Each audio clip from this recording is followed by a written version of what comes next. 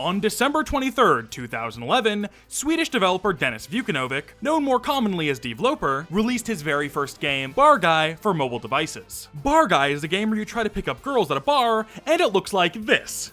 So clearly, we had a creative visionary on our hands from the start here. You may be surprised to learn that Bar Guy actually didn't do that well upon release, and was eventually taken down around a year after its initial launch. The poor reception to Bar Guy didn't discourage Developer, however. He never stopped trying, and continued to release even more mobile games. Some of these hits include Animal Fun and Paint, where you paint and have fun with animals if you couldn't figure that one out. He even made an app to help people manage their daily expenses. So he was really just throwing anything at the wall, hoping something stuck. Luckily for him, something eventually would stick. And it would stick hard. In 2013, Developer would release a game that would change his life forever. A game that would spawn so many sequels and spin-offs that it's a little crazy to think about. The game in question?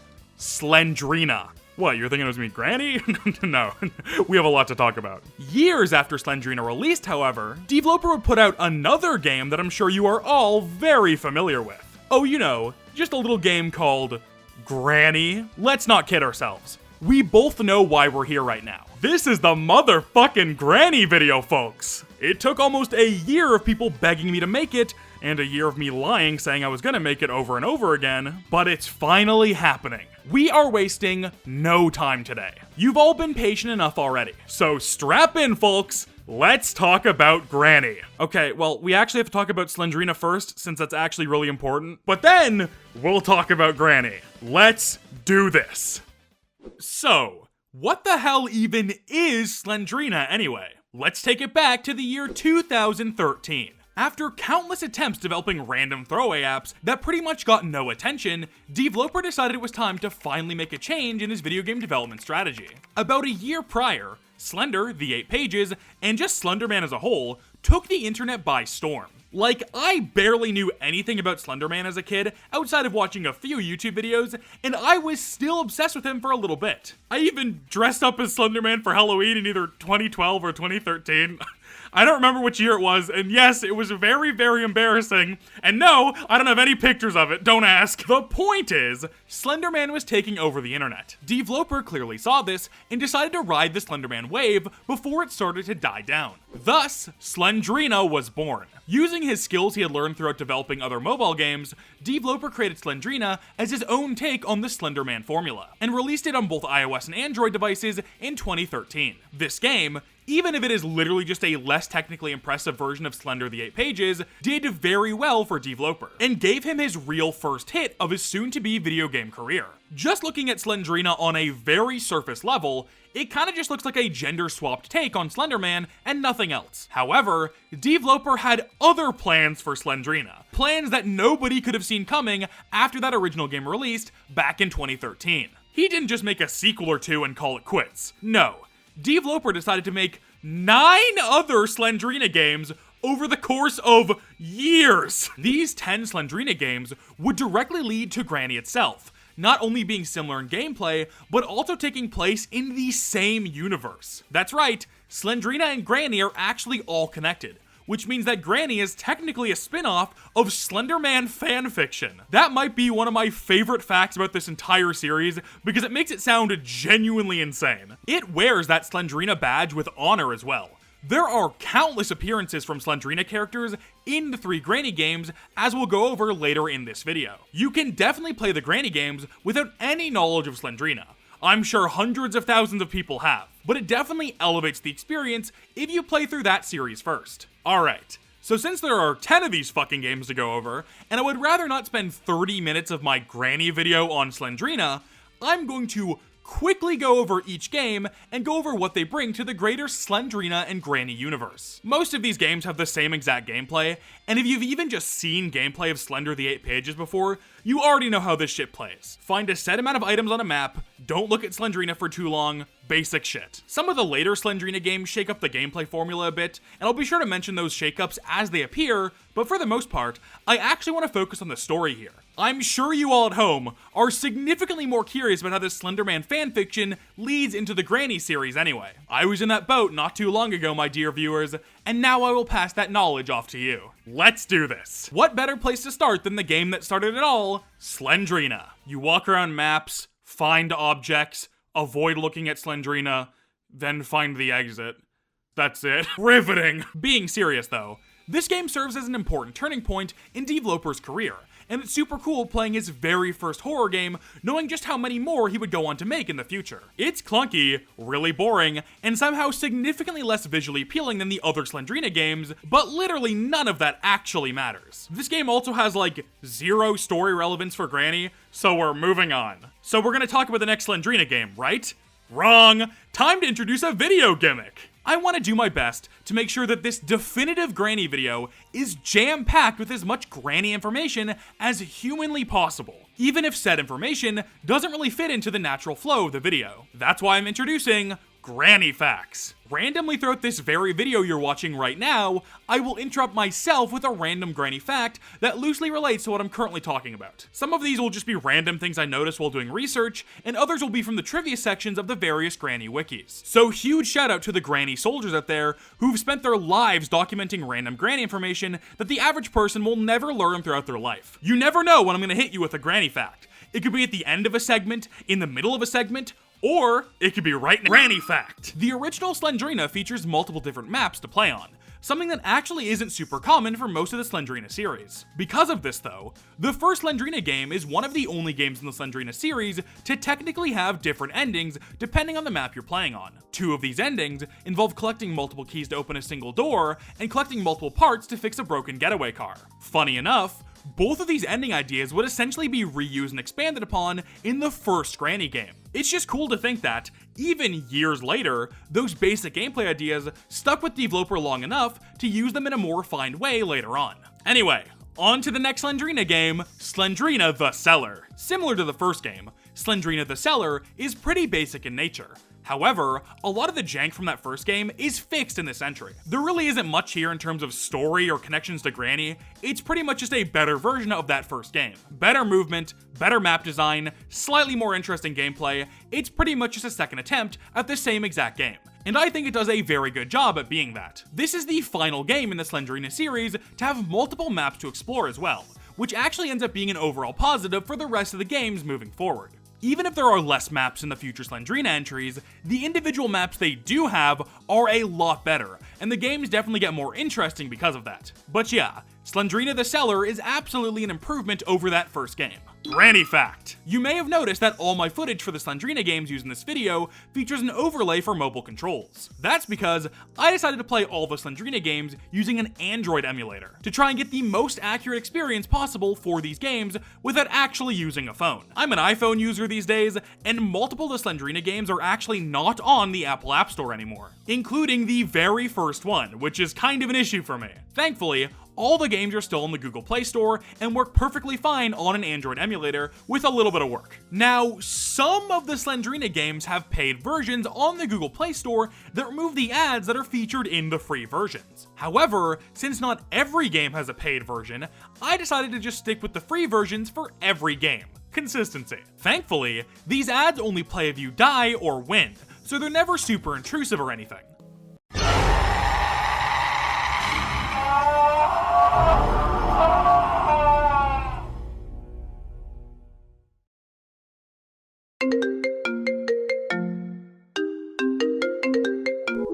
Where are What the fuck? What the fuck? you want to play hide and seek? Anyway, next game. Slendrina gets a house or something? Shit, I don't know. Granny Fact. How the fuck did Slendrina afford a house in this economy? Are you fucking serious? House of Slendrina is the first Slendrina game to really feature any sort of actual story or world building. Our protagonist ventures into the House of Slendrina to try and solve the mystery of Slendrina and who she really is. Spoiler alert, the mystery of Slendrina is that Slenderman had sex. I am not kidding. The big reveal at the end of this game is that Slendrina's mom hooked up with this universe's take on Slenderman and that Slendrina is their daughter. Slenderman is actually a copyrighted character, so he's never directly referred to as Slenderman in these games, and is instead simply referred to as Slendrina's father. But like, there's no hiding it. We know who this fucking is. Go into Photoshop, open a picture of Slenderman, erase the tentacles, and boom, that's Slendrina's father. Granny fact! Developer actually made a standalone Slenderman game shortly after the original Slendrina came out called Slenderman Rise Again. This game actually features Slendrina in the form of an Easter egg, but it's never been confirmed if it's canon to the greater Slendrina and Granny universe.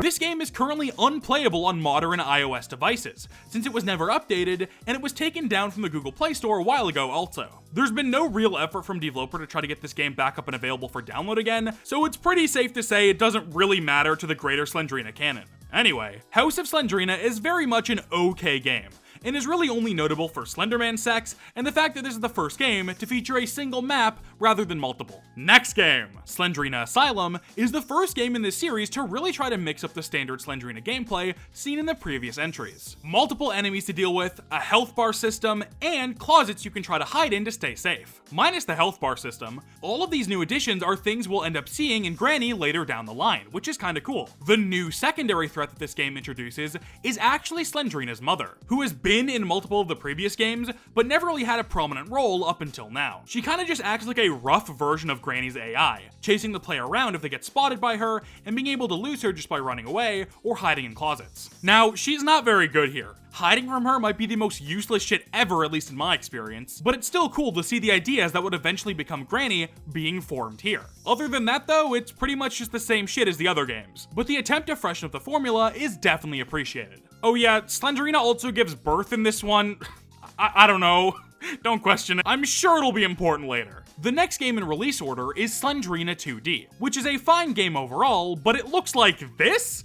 And doesn't really add anything to the point I'm trying to make here, covering all these Slendrina games. So we're skipping it. The next actual Slendrina game is The Child of Slendrina. Oh, hey, look, her giving birth in the last game is relevant again. Wow, look at that. Yes, as the name implies, the child that Slendrina just gave birth to in the previous mainline game is now an active threat you have to deal with in this game. Slendrina really wastes no time, huh? This thing was just born and it's already doing her dirty work. Jokes aside, this is probably my favorite game in the Slendrina series. One of the later ones is also pretty good, so I'm not super locked in on that opinion, but The Child of Slendrina is overall really solid. Slendrina's mother is no longer a threat in this one, and is instead replaced with Slendrina's child, which is just literally a better version of the same gameplay. The whole hiding in closets thing from the previous game is ditched here, because it sucked ass there, and now it's significantly more reasonable to just run away from Slendrina's child compared to her mom. The map in this one is also super solid, probably one of my favorites of the entire series. It starts off in this same kind of generic basement environment a bunch of the previous Slendrina games have, but that basement is connected to a whole other house map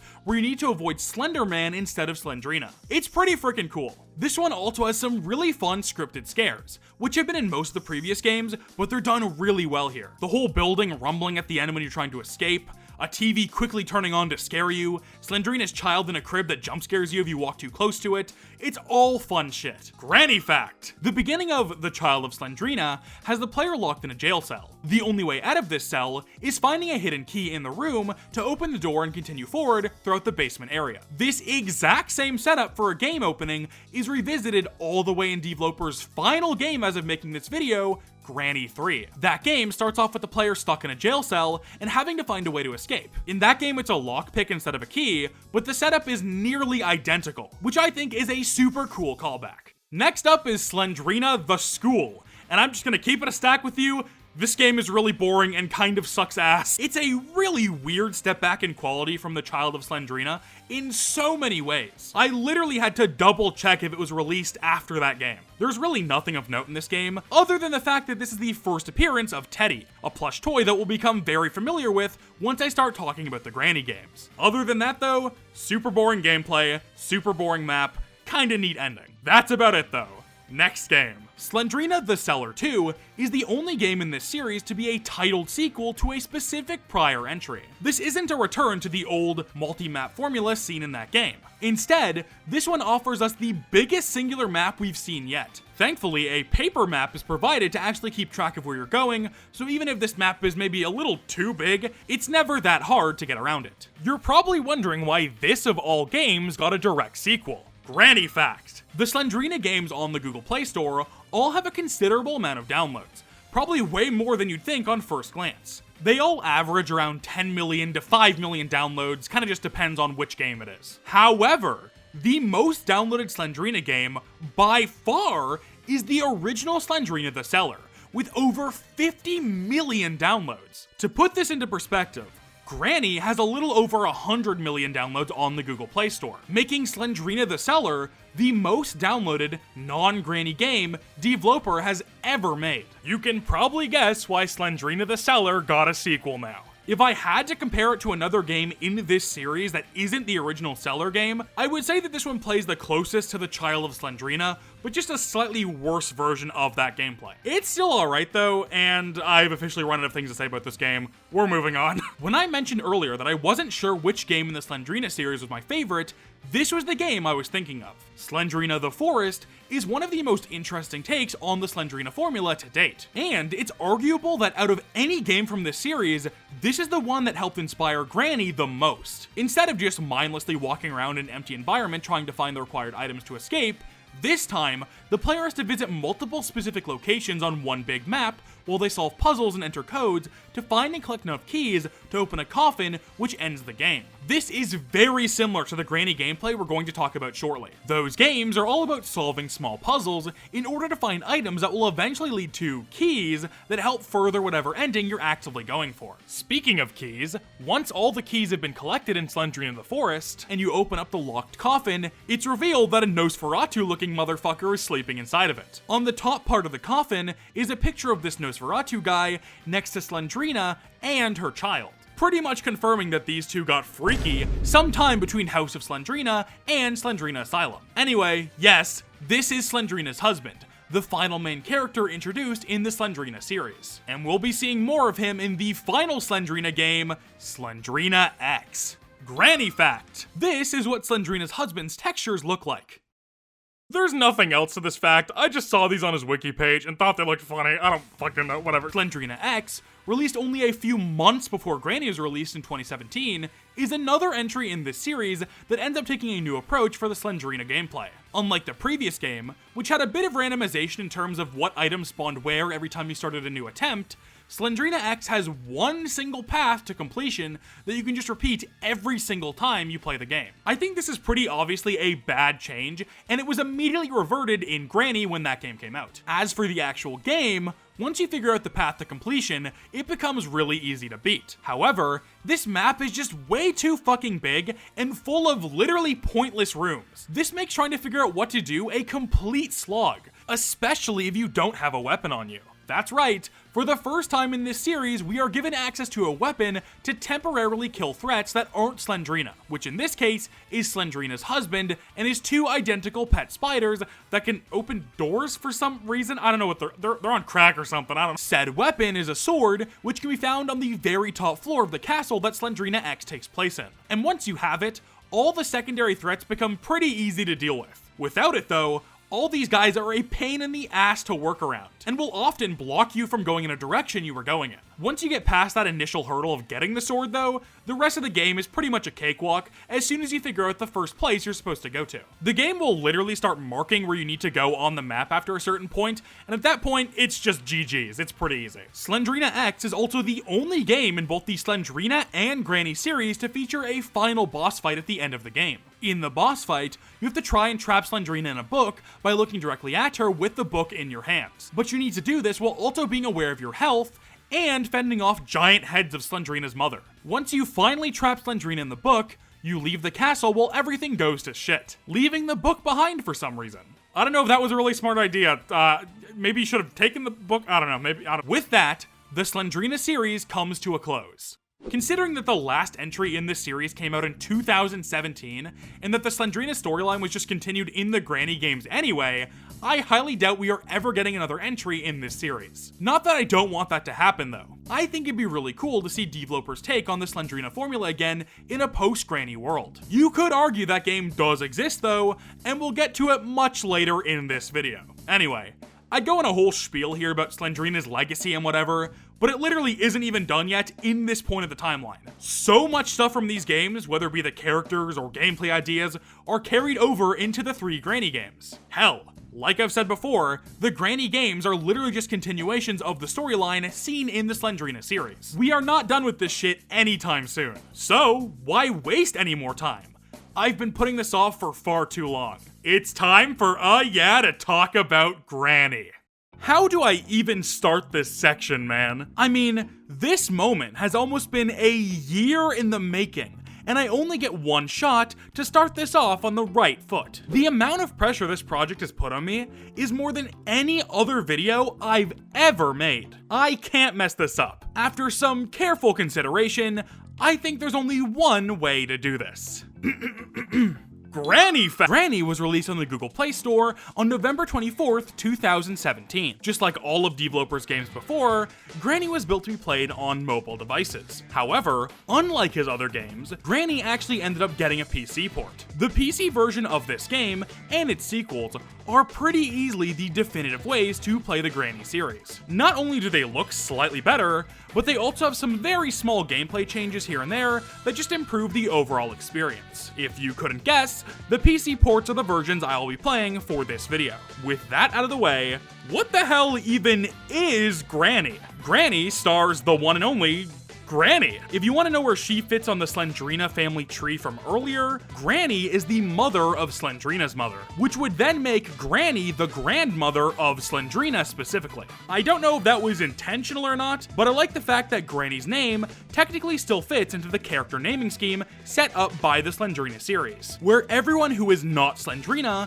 is just named as who they are to Slendrina in her life. Slendrina's mother, Slendrina's husband, Granny. You get the picture. Anyway, Granny, the game, not the character, goes a little something like this. An unknown protagonist is walking in the woods one night when they eventually come across Granny's house. Before they can go check out the house for themselves, Granny quickly appears and knocks them out. They find themselves laying down in a bed located in a bedroom that is not their own. This is Granny's house, and it's the protagonist's job to find a way to escape by any means necessary. That task isn't going to be easy though, as Granny has scattered all the different tools, items, and keys needed to actually leave this place all around the property. As far as I know, it's never really confirmed whether this is just some sick saw trap type game for Granny, or if she somehow just forgot she left all the objects required to escape just lying around the house. Regardless of the context, the goal remains the same: escape Granny's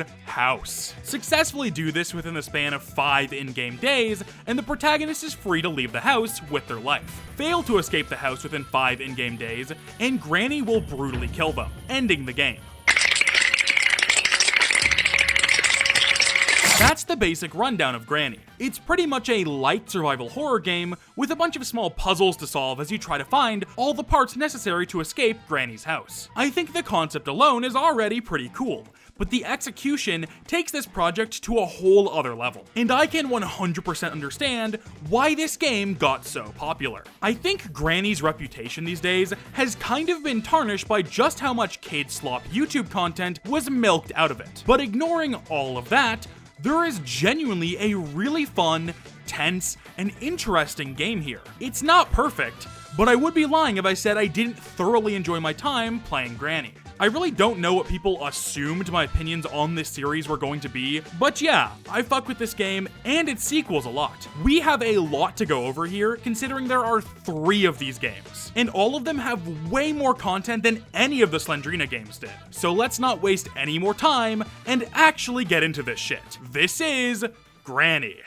Granny fact. Granny has actually gotten a lot of updates since it was released back in 2017. The game launched with just one single ending, but over time has received 2 other complete endings, multiple new game mechanics, new modes, and a whole bunch of other stuff. The other Granny games have also gotten this treatment, just to a lesser extent. But yeah, Granny has been getting free content updates for literal years at this point, and the game has absolutely benefited heavily because of it. I wouldn't be surprised if this game or any of its sequels got another content update next year or something, so this video might actually get outdated at some point. I say all of this because I was actually curious to try an older version of Granny for this video alongside the most recent version of the game. I decided to play the last minor update before Granny got its third ending added. So anytime you see Granny wearing a Christmas hat in the footage, that means you are currently watching an older version of the game being played. I mainly did this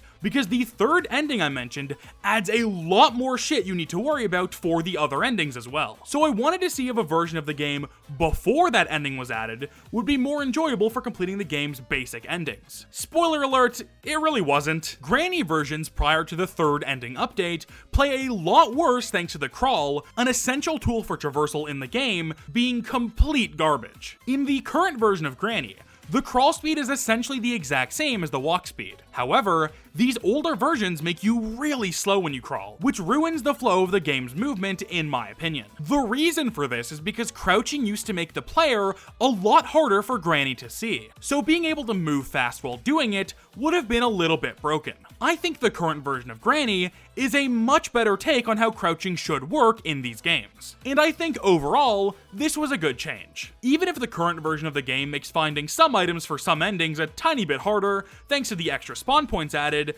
I think the trade-off is absolutely worth it for the better movement. Anyway, I'm getting ahead of myself here. We'll get back to the specifics of the endings a little bit later. For now, let's tackle how Granny actually plays. I want to go over how Granny's AI works, along with the basic survival mechanics given to the player. I think it all comes together to form a really cool gameplay loop that deserves some spotlight. Let's do it. Alright, so as I kind of mentioned before, the goal of Granny is to escape using a bunch of items that are randomly scattered around Granny's house. Not all items are useful for all endings, so you kind of have to pick and choose what you think will actively help you on your current attempt. What I didn't mention, however, is that this game does not have an inventory system. This isn't some long, sprawling adventure game where having a bunch of items on you at all times would be warranted. Most Granny runs only take like an hour at the very most. That's on the high end as well. I'd say typically runs fall between the 20 to 30 minute range. So, developer had to figure out what to do here. An inventory system in theory would work, but it would risk making the game too easy. If you could just collect every key for a specific ending and then use them all at once to beat the game, it would undermine the aspects of the gameplay where you need to hide from Granny a lot. The less time you spend moving back and forth between areas, the less the game has to give you cool Granny interactions. What developer ended up settling on here for how picking up items work is a single inventory slot system. You can carry around one single item at any given time, which visually shows up in your hand as you hold it. With an item in your hand, you can either drop it, pick up a new item, which also drops the old one, or use it. Now, I want to get into why this specific system works so well for Granny and its gameplay, but before we do that, I should first talk about how Granny herself actually functions in the game. At the start of a new attempt, Granny will randomly be spawned in the house at one of a few predetermined locations. From there, she moves around the house on kind of a random path, typically just checking out the main areas. On the player's end, Granny will have no idea where they are until they do something that triggers Granny to aggro towards them. The most obvious way to trigger this is to enter her line of sight. If the player walks in a room and Granny just so happens to randomly be there, chase music will trigger, and she will chase the player until they either successfully hide from her or just run away from her long enough that she loses track of where you are and becomes disinterested. I think it's also important to note that when hiding from Granny, which can be done by entering closets, hiding under beds, etc., the player isn't actually 100% safe from getting attacked. If the hiding was performed outside of Granny's line of sight,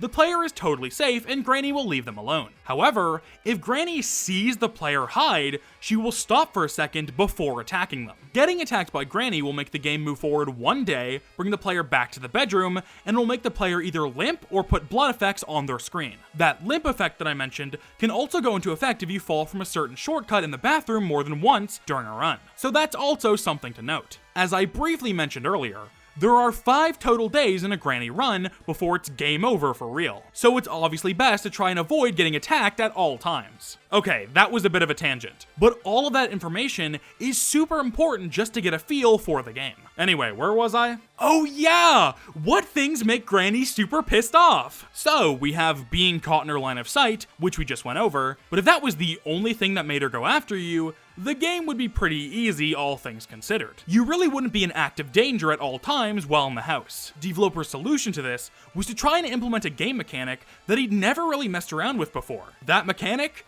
An enemy that can always hear you. That's right. Whether it's dropping a hammer onto a wooden floor, walking over a wire connected to a bell, or even opening a shitty microwave, whatever noises you make, Granny will hear them and move towards where those noises came from. This adds a whole new layer of strategy to the game, as not only do you have to constantly be aware of how much noise you're making while performing any given task, you can also use this to your advantage by purposefully making noise to lure Granny towards you for all sorts of purposes. There are also tons of specific areas around the house that will creak when you walk on top of them.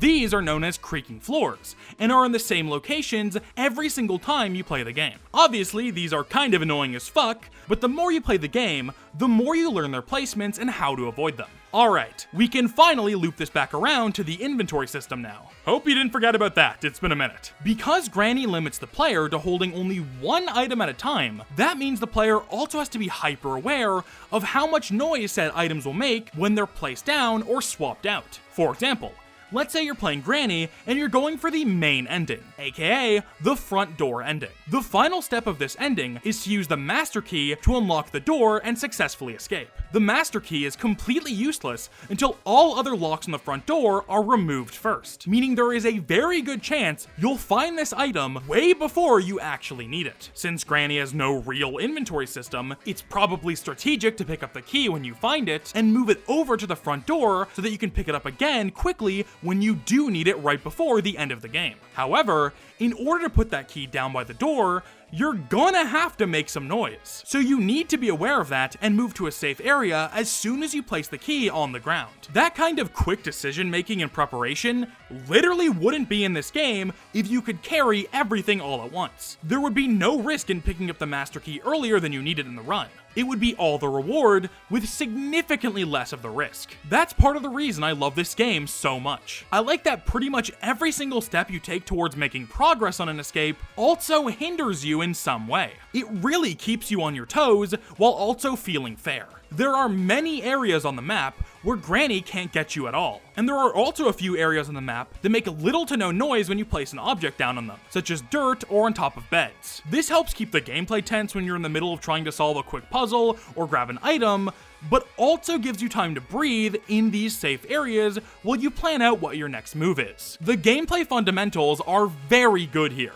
Chef's kiss. The final way to trigger Granny to come after you is to put her into rage mode, which can be done a couple of ways, including picking up Teddy, the teddy bear from that really bad Slendrina game I talked about earlier. We'll go over that later though, as it's directly tied to one of Granny's endings. Granny fact! Even though she's kind of an evil bitch, Granny still cares for her creepy little house, and doesn't want you going around and destroying everything in it. Because of this, if you knock over certain objects while moving around the house, such as the small side table in the starting bedroom, occasionally, Granny will stop, pick them up, and put them back to where they were originally. It's a really small detail, but it adds a little bit of character to Granny in a game that has pretty much no story. I just thought that was kind of a neat detail. Now, hiding and running away aren't the only things the player can do to stay safe from Granny. Sometimes, you just want some extra time to grab an item while not having to worry about running into her. Well, do I have some good news for you, because in the hit video game Granny, you can shoot her in the face with a shotgun. Yup! There are multiple weapons and traps that you can find around the map that when used on Granny, will knock her out for an extended period of time. This then allows you to make some crazy progress on an escape without having to worry about making too much noise or anything like that, which is obviously very useful. There's actually quite a few of these, so allow me to quickly go over all of them. The shotgun, which I mentioned earlier, is probably the most useful weapon in the game. However, it comes with some downsides. For starters, you can't just find the gun laying around on the map like any other normal item. Instead, you have to find 3 pieces of it and then take them down to the garage in order to put them together. This means you have to make up to 3 trips back and forth from the basement just to get the shotgun. Once it's built, you can load it with a single bullet and carry it around with you like any other item in the game. If you see Granny while holding the loaded gun, shooting her will take her out for the longest duration of time possible, depending on what difficulty you're on. From there, you have to find another bullet in order to use the gun again. The ammo you find around the house does not respawn, so you have to be very careful about how much you're using the shotgun, while also keeping track of where the bullets you haven't used are located around the house. The crossbow is the only other projectile-based weapon in Granny, and it's also pretty good. To get it, you first need to find an item called the weapon key. Once found, you need to take said key over to a locked case that's mounted on the same wall every single time you play the game. Inside the case will be the crossbow, along with 3 tranquilizer darts. You can load the crossbow with 1 dart at a time, and it pretty much functions the exact same way to the shotgun. The main difference here is that the crossbow knocks out Granny for a shorter amount of time compared to the shotgun, and you can reuse the darts as many times as you want, so there's no need to search for ammo or worry about running out. I like that both the crossbow and the shotgun have their pretty clear strengths and weaknesses, and which one you personally prefer using really just comes down to if you care more about how long Granny gets knocked out for, or having unlimited ammunition. The final weapon you can actually pick up and bring around with you is the freeze trap, which is obtained by opening a locked door that requires either the gun or the crossbow to open. I don't fully understand why this item is locked behind already having a weapon, since it's about on par with the crossbow in terms of usefulness, but I did end up using it a lot of my attempts, so maybe it's better than I give it credit for. Anyway, the freeze trap is a small disc thing that you can place on the ground. Once placed, anyone who steps on it will be frozen for a short period of time. This includes the player as well, so be careful. When Granny gets aggroed on you, she will walk in a straight line towards you if possible. Using this to your advantage, you can bait her over to you by making noise, then place the trap slightly in front of your current location. Granny will then walk in the room, see you, and walk directly towards you, stepping on the freeze trap in the process. This knocks her out for the same amount of time as the crossbow darts. I think the one big advantage of this item that I didn't get much use out of personally is that you can just place it down in a random hallway, and Granny might just walk over it while she's on her normal path. It's still active even if you're in a completely different area of the house, so that is definitely a viable strategy. Finally, we have the sauna, which isn't an item you can pick up, obviously, but you can use it to trap Granny and knock her out for a bit. Located in the garage, you can make noise in the sauna, turn it on, and then hide in the locker located at the bottom of the steps leading out of the garage. Granny will then go downstairs, enter the sauna, and look around for a second. Once she's in there, that's your cue to exit the closet, close the sauna door, and lock it from the outside. Not only does this knock her out for a good amount of time, it also traps her in there for a little bit before she's actually knocked out, making this easily one of the best methods for getting rid of Granny for a long time. Even with that in mind though, it's still not super convenient to use the sauna, and I barely did so during my time playing Granny. It's far more convenient to just use the gun or crossbow, even if they require slightly more setup. Granny fact! There's actually 2 other ways you can knock Granny out for a bit, but they're both so insanely situational that they are never worth doing unless you just want to see them happen. For the first one, as part of the car escape ending, you can find a gasoline can to fill the car up with gas. However, the gas can also has a secret secondary function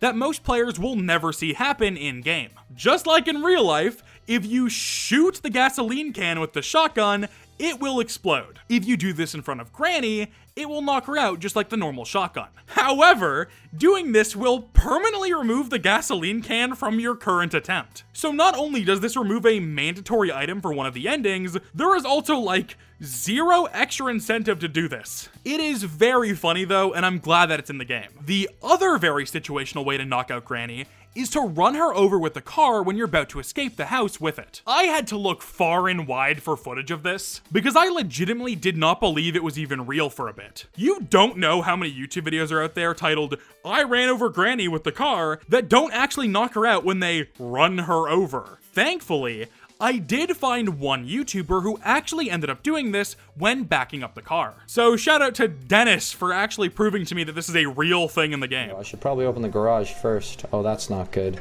Wait, Granny's gone?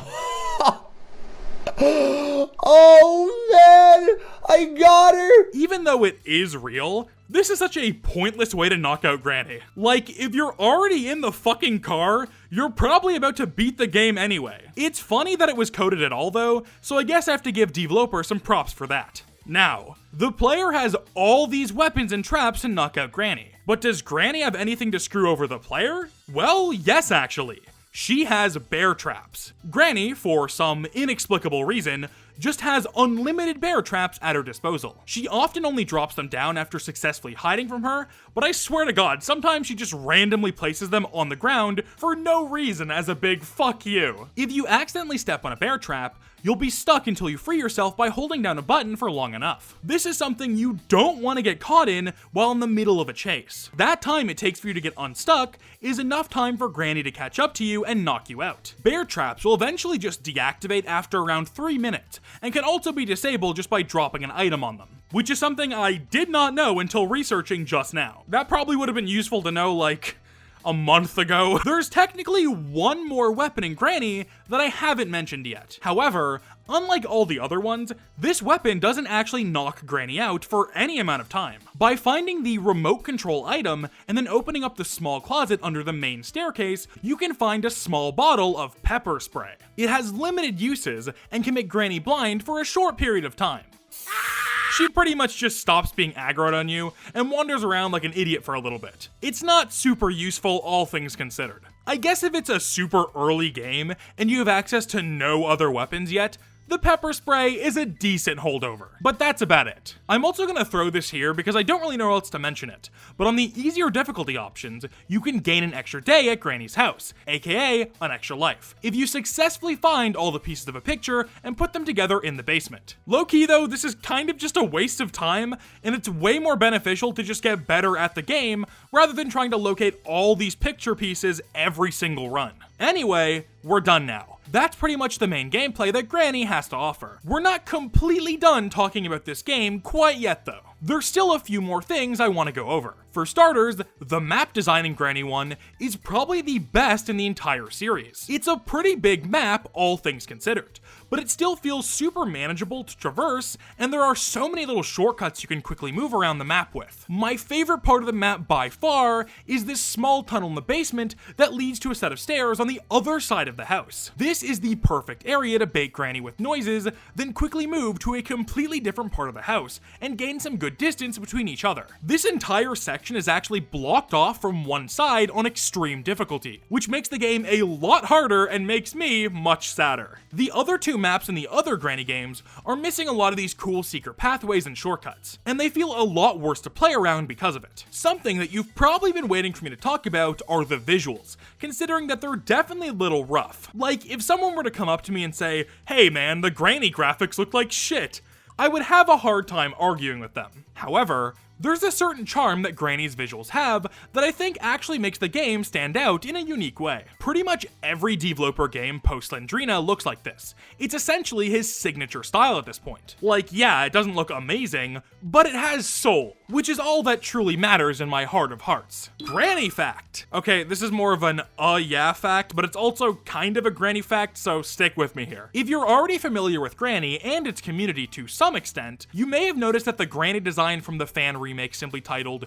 Granny Remake is in the thumbnail of this video. That's because originally there was going to be a segment dedicated to it, but I ended up scrapping it last minute. I mention this now because I feel like that game and a few other Granny fan projects missed the point of Granny and its visual identity. Like, I'll just be straight up here, the Granny design in that fan remake is not very good. I kinda understand what they were going for, but I personally think it's just too different from the original design to work. Quality of the project aside, don't get me wrong, it's a very pretty game. The identity of the original character is completely lost in that Granny redesign. I think developers' character designs and world can be reimagined in a more high definition way without completely removing all the iconic elements of his style. And I would love to see a project take a stab at that at some point. Alright, now the thumbnail is in clickbait. Maybe I'll make a Granny bonus video talking about a few fan projects if this does well. No promises though. Moving on. For a game all about being aware of what sounds you're making at all times,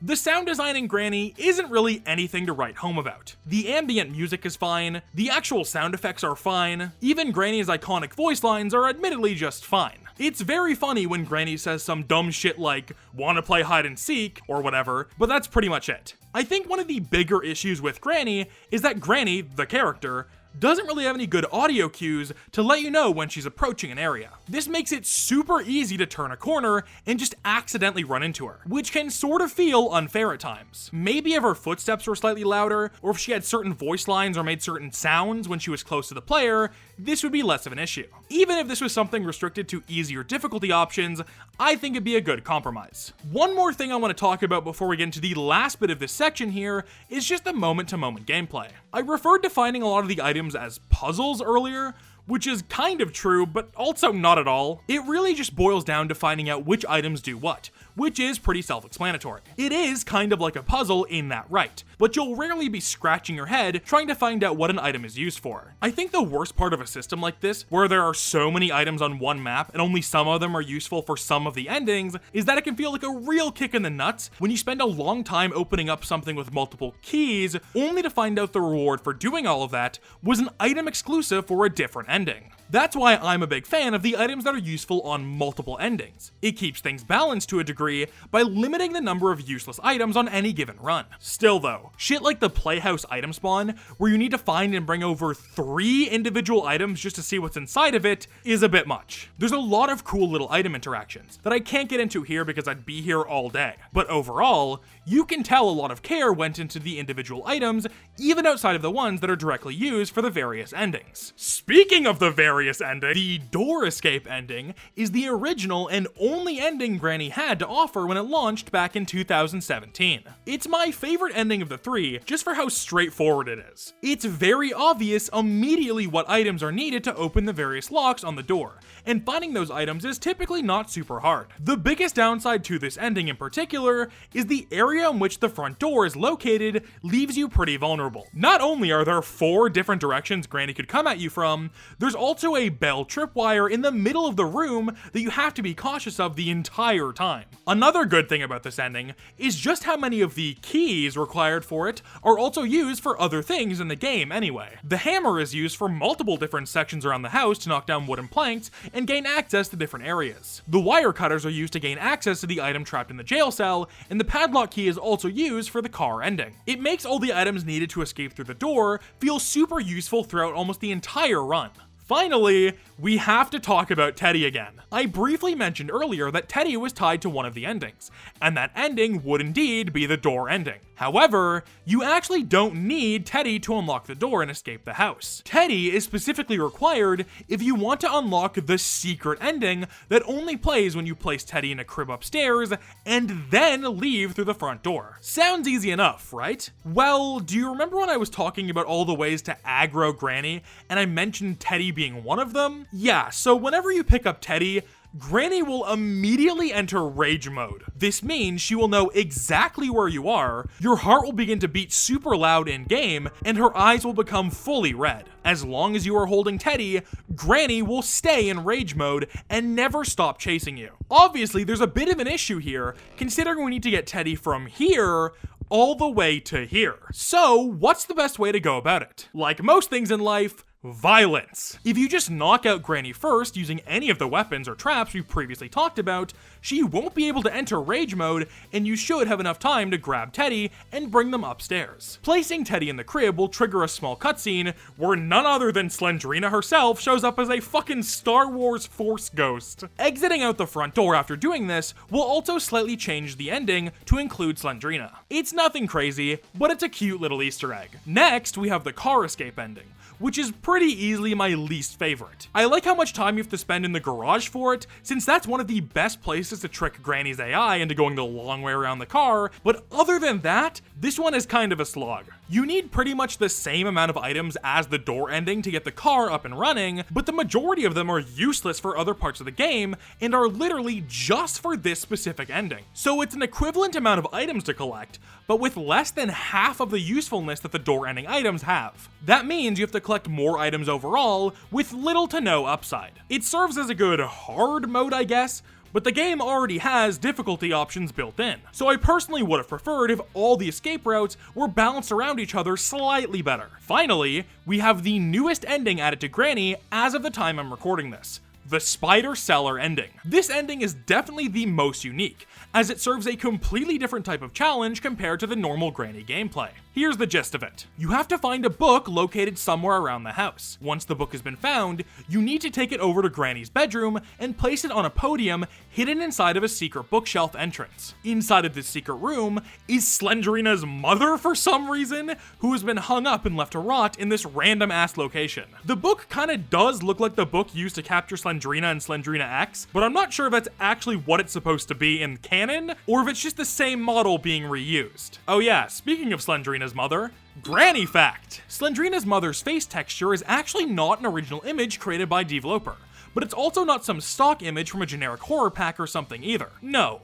Slendrina's mother's face texture originates from an actual Halloween mask you can still buy to this day on a website called Danger Zone. The mask is called Fat Man Zombie Mask and was edited slightly to remove some of the zombie detailing, along with adding the iconic gaping mouth. I just think it's extremely funny this texture is sourced from some random ass Halloween mask of a fat zombie for some reason. But if it works, it works. Anyway, back to the ending. So, Slendrina's mother falls to the ground after the book is placed on the podium, and from here, you need to leave the room and do something else in order to trigger Slendrina's mother's next move. After doing that and then coming back, you can watch as she slowly crawls out of the secret room and moves over to the middle of the main bedroom. Eventually, she'll stop moving and disappear, but not before dropping a key. This is the spider key, and it's used to unlock an entirely new area of the map I haven't talked about yet, the Spider Cellar. Down here, Granny is no longer a threat to us. However, something else is. Spider Mom,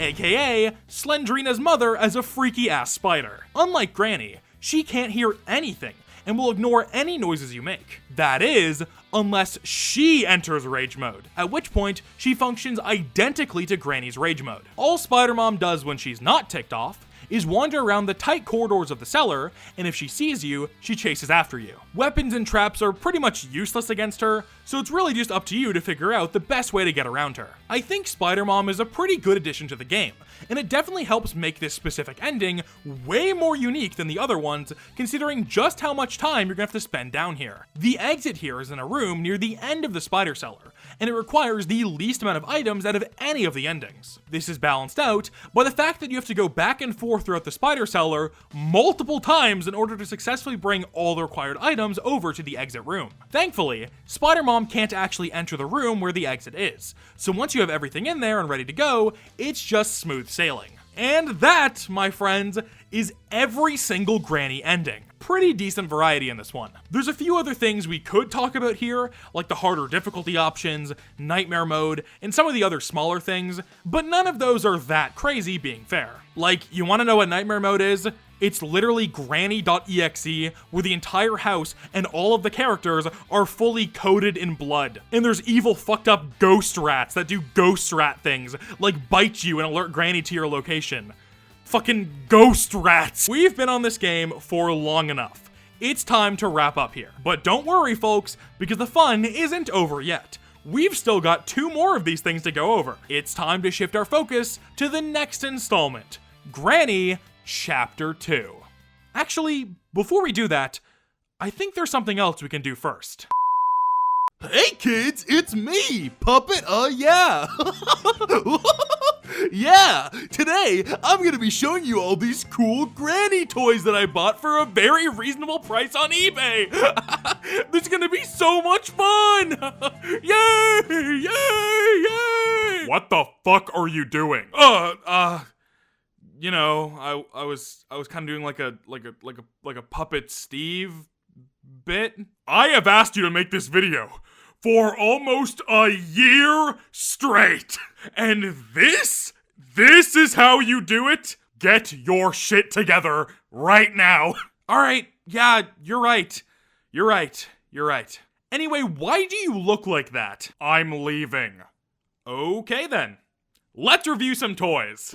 All right, here we are at the Puppet Steve set, or the Puppet set, whatever you want to call it. Hey, I'm not to pat myself on the back too much, but I think I did a pretty good job, right? Custom background, same shitty table, I mean the gloves. Today, for this segment, we are going to be looking at the Granny toys, specifically from the Frenemies toy line, which is a kind of weird toy line, and I'm probably going to explain in the scripted part of this segment. That would be correct, Purple Hands IRL, yeah? I am going to quickly explain what this shit is. After years of making all kinds of mascot horror merch slop, toy company Fat Mojo decided it would be a good idea to start their very own toy line featuring multiple of the IPs they had the licenses for. I'll go over what games are featured in this toy line a little later in this segment, but all that's important for now is that Granny is one of the featured IPs in the Frenemies lineup. This toy line featured standard plushies, small pillow plushies, and mystery mini blind bags. It launched in 2021 as a Series 1, but never ended up getting any sort of follow-up. So you can probably safely assume this shit just rotted on shelves for a couple years before never being reprinted ever again. I bought all the Granny related stuff to come out of Frenemies, and we're gonna take a look at it right here, right now. Take it away, IRL, yeah? Now, I have pretty much everything from this line, I think. We got this. I don't think it was, wait, this was not, all right, we have this. This is the Frenemies Awfully Adorable, you got Baldy on the tag there. The Frenemies Awfully Adorable Granny Standard Plush. So this line had both standard plushies and like these weird pillow plushies that we'll look at in a second. I mean, yeah, it's Granny. She doesn't have the bat for some reason. I feel like the bat would have been really easy to do for this, because she kind of just looks stupid without the bat. I feel like the bat's pretty important, but I mean, yeah, that's that. I mean, there's nothing much you can say about it. It's like kind of bad printing. I don't know, what is this blue shit on it? Can you, is that, what even is that? Yeah, pretty bad printing quality for the dress. I mean, the dress looks pretty bad. Dude, get this blue shit. But I mean, yeah, that's pretty much it for this one. Next we have, this fucking thing. So this is the pillow I was talking about. This is the Domingos Frenemies Granny pillow. This thing is a work of art, truly. It's just essentially the head of this, but like slightly lighter skin tone for some reason. The face is like the exact same though. They're really obsessed with giving Granny this exact like teeth pattern on these plushies. I have no idea why. I can't even remember if she has yellow teeth in the game or not. I straight up can't. I feel like her teeth are not this yellow though. If I had to be honest, I think these are really bad.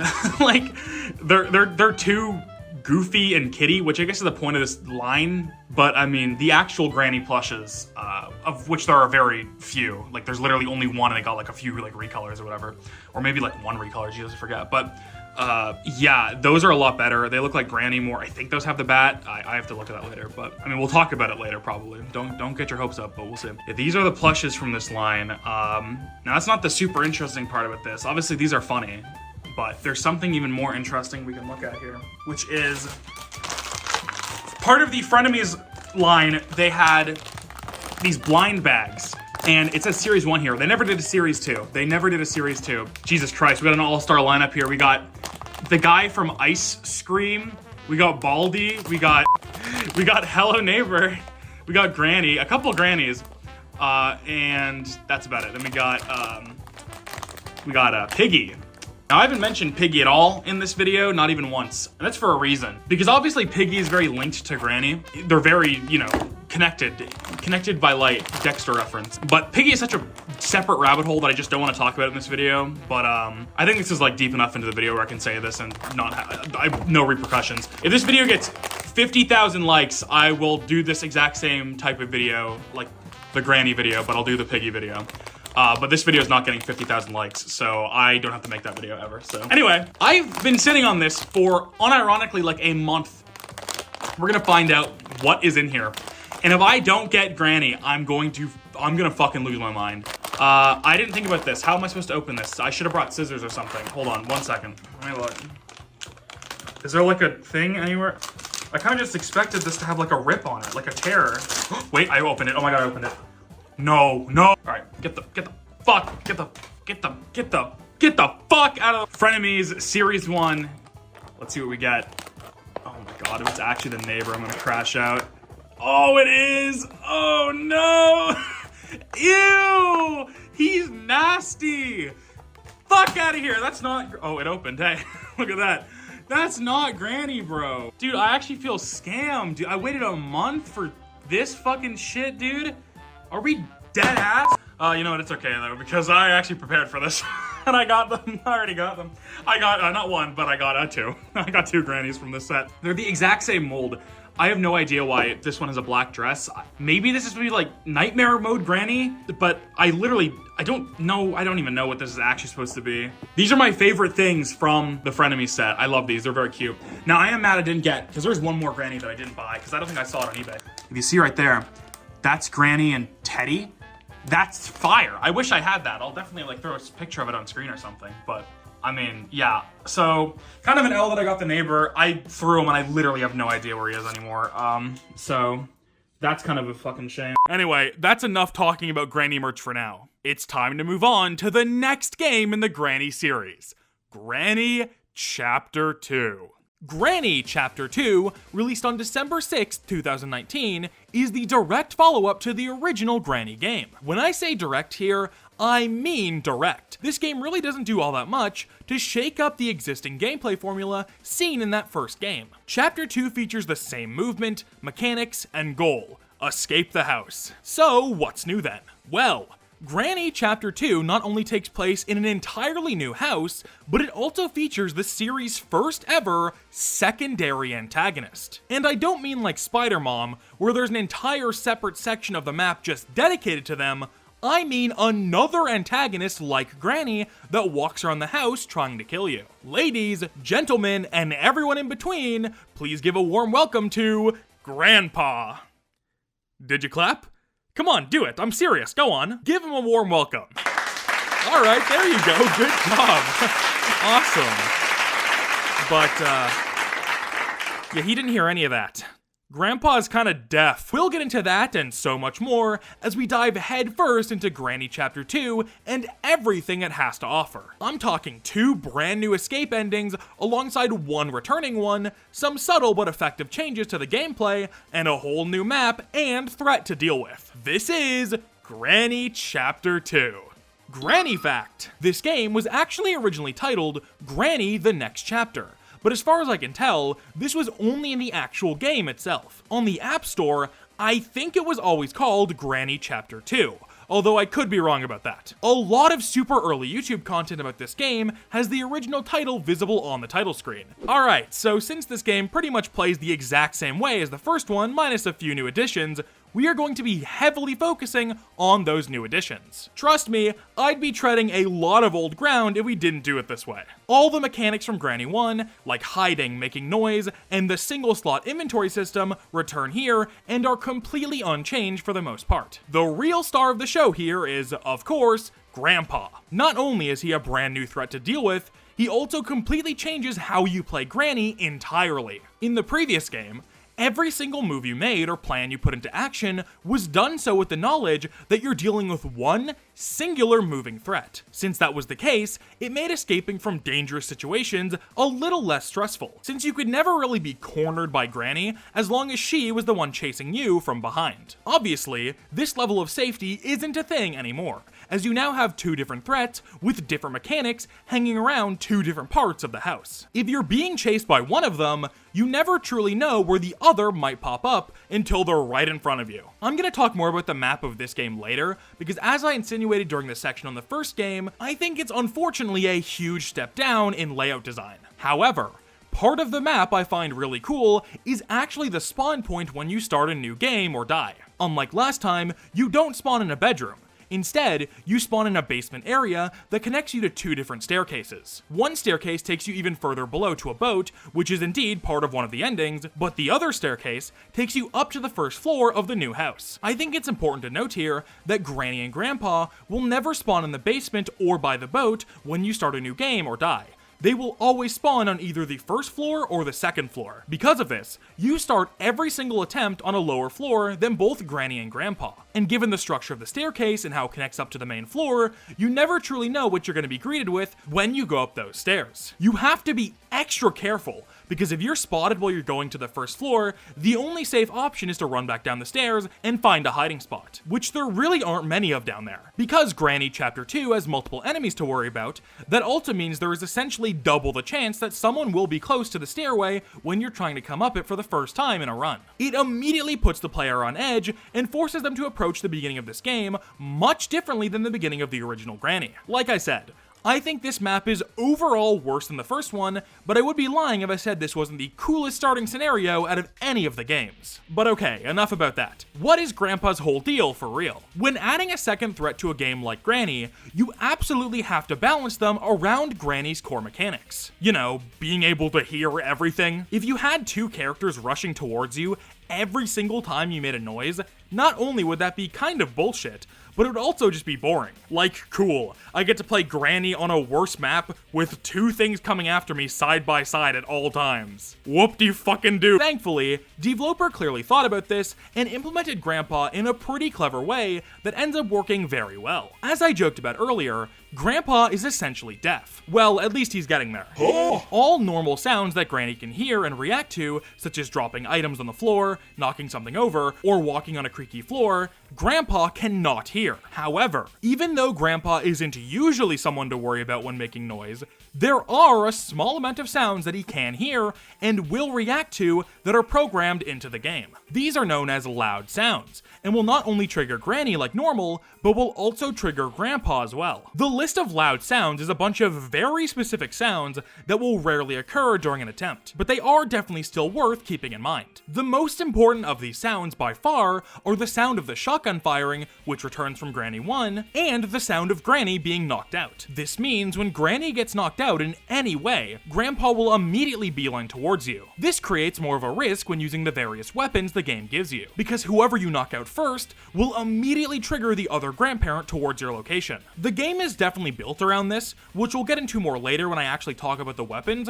but it's definitely a really cool gameplay detail. It also adds a little bit of subtle character to both Granny and Grandpa. It makes a lot of sense that one of them would come running when the other is heard being literally shot. Even though they're evil and probably do this kidnapping shit for entertainment, at least they love each other. Granny fact. If for whatever reason you were curious about who does the voice acting for both Granny and Grandpa, Developer has actually confirmed this before back when he was slightly more active on Twitter. Granny is voiced by his wife, and Grandpa is voiced by his dad. I think it is very charming that the circle of people who work on these games to any degree is so small that literally all the voice acting is done by family members. Something about that is genuinely really wholesome. Okay, so if Grandpa isn't affected by noise outside of some very specific cases, what does he actually do that's different from Granny? Well, for starters, unlike Granny, Grandpa will verbally call out when you enter his line of sight. Kind of a small detail, but it helps a lot since he'll immediately let you know if he's chasing you,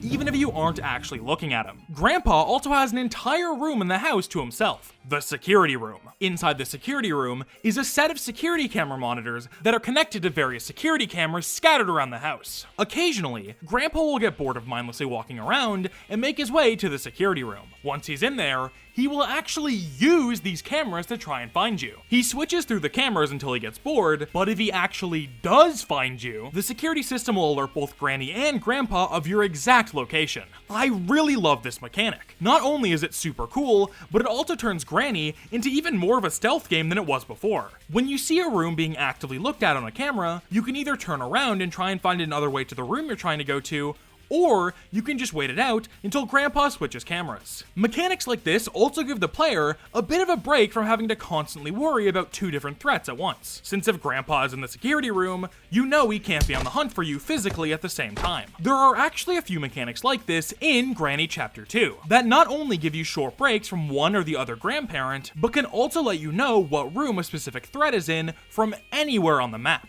Grandpa has two of these. One where he will go to sleep on the couch for a short period of time before eventually waking up thanks to the chime of a clock, and another where Grandpa will listen to a song on the kitchen radio and dance for a bit. When this radio turns on, you can hear it from anywhere in the house, giving the player immediate knowledge of Grandpa's whereabouts at random points throughout the attempt. This is great and makes tracking multiple characters so much easier than it would have been otherwise. Granny fact. The song that plays on the kitchen radio in Granny Chapter 2 is Granny's House, aka the most popular fandom song of all time. This is not bullshit, by the way.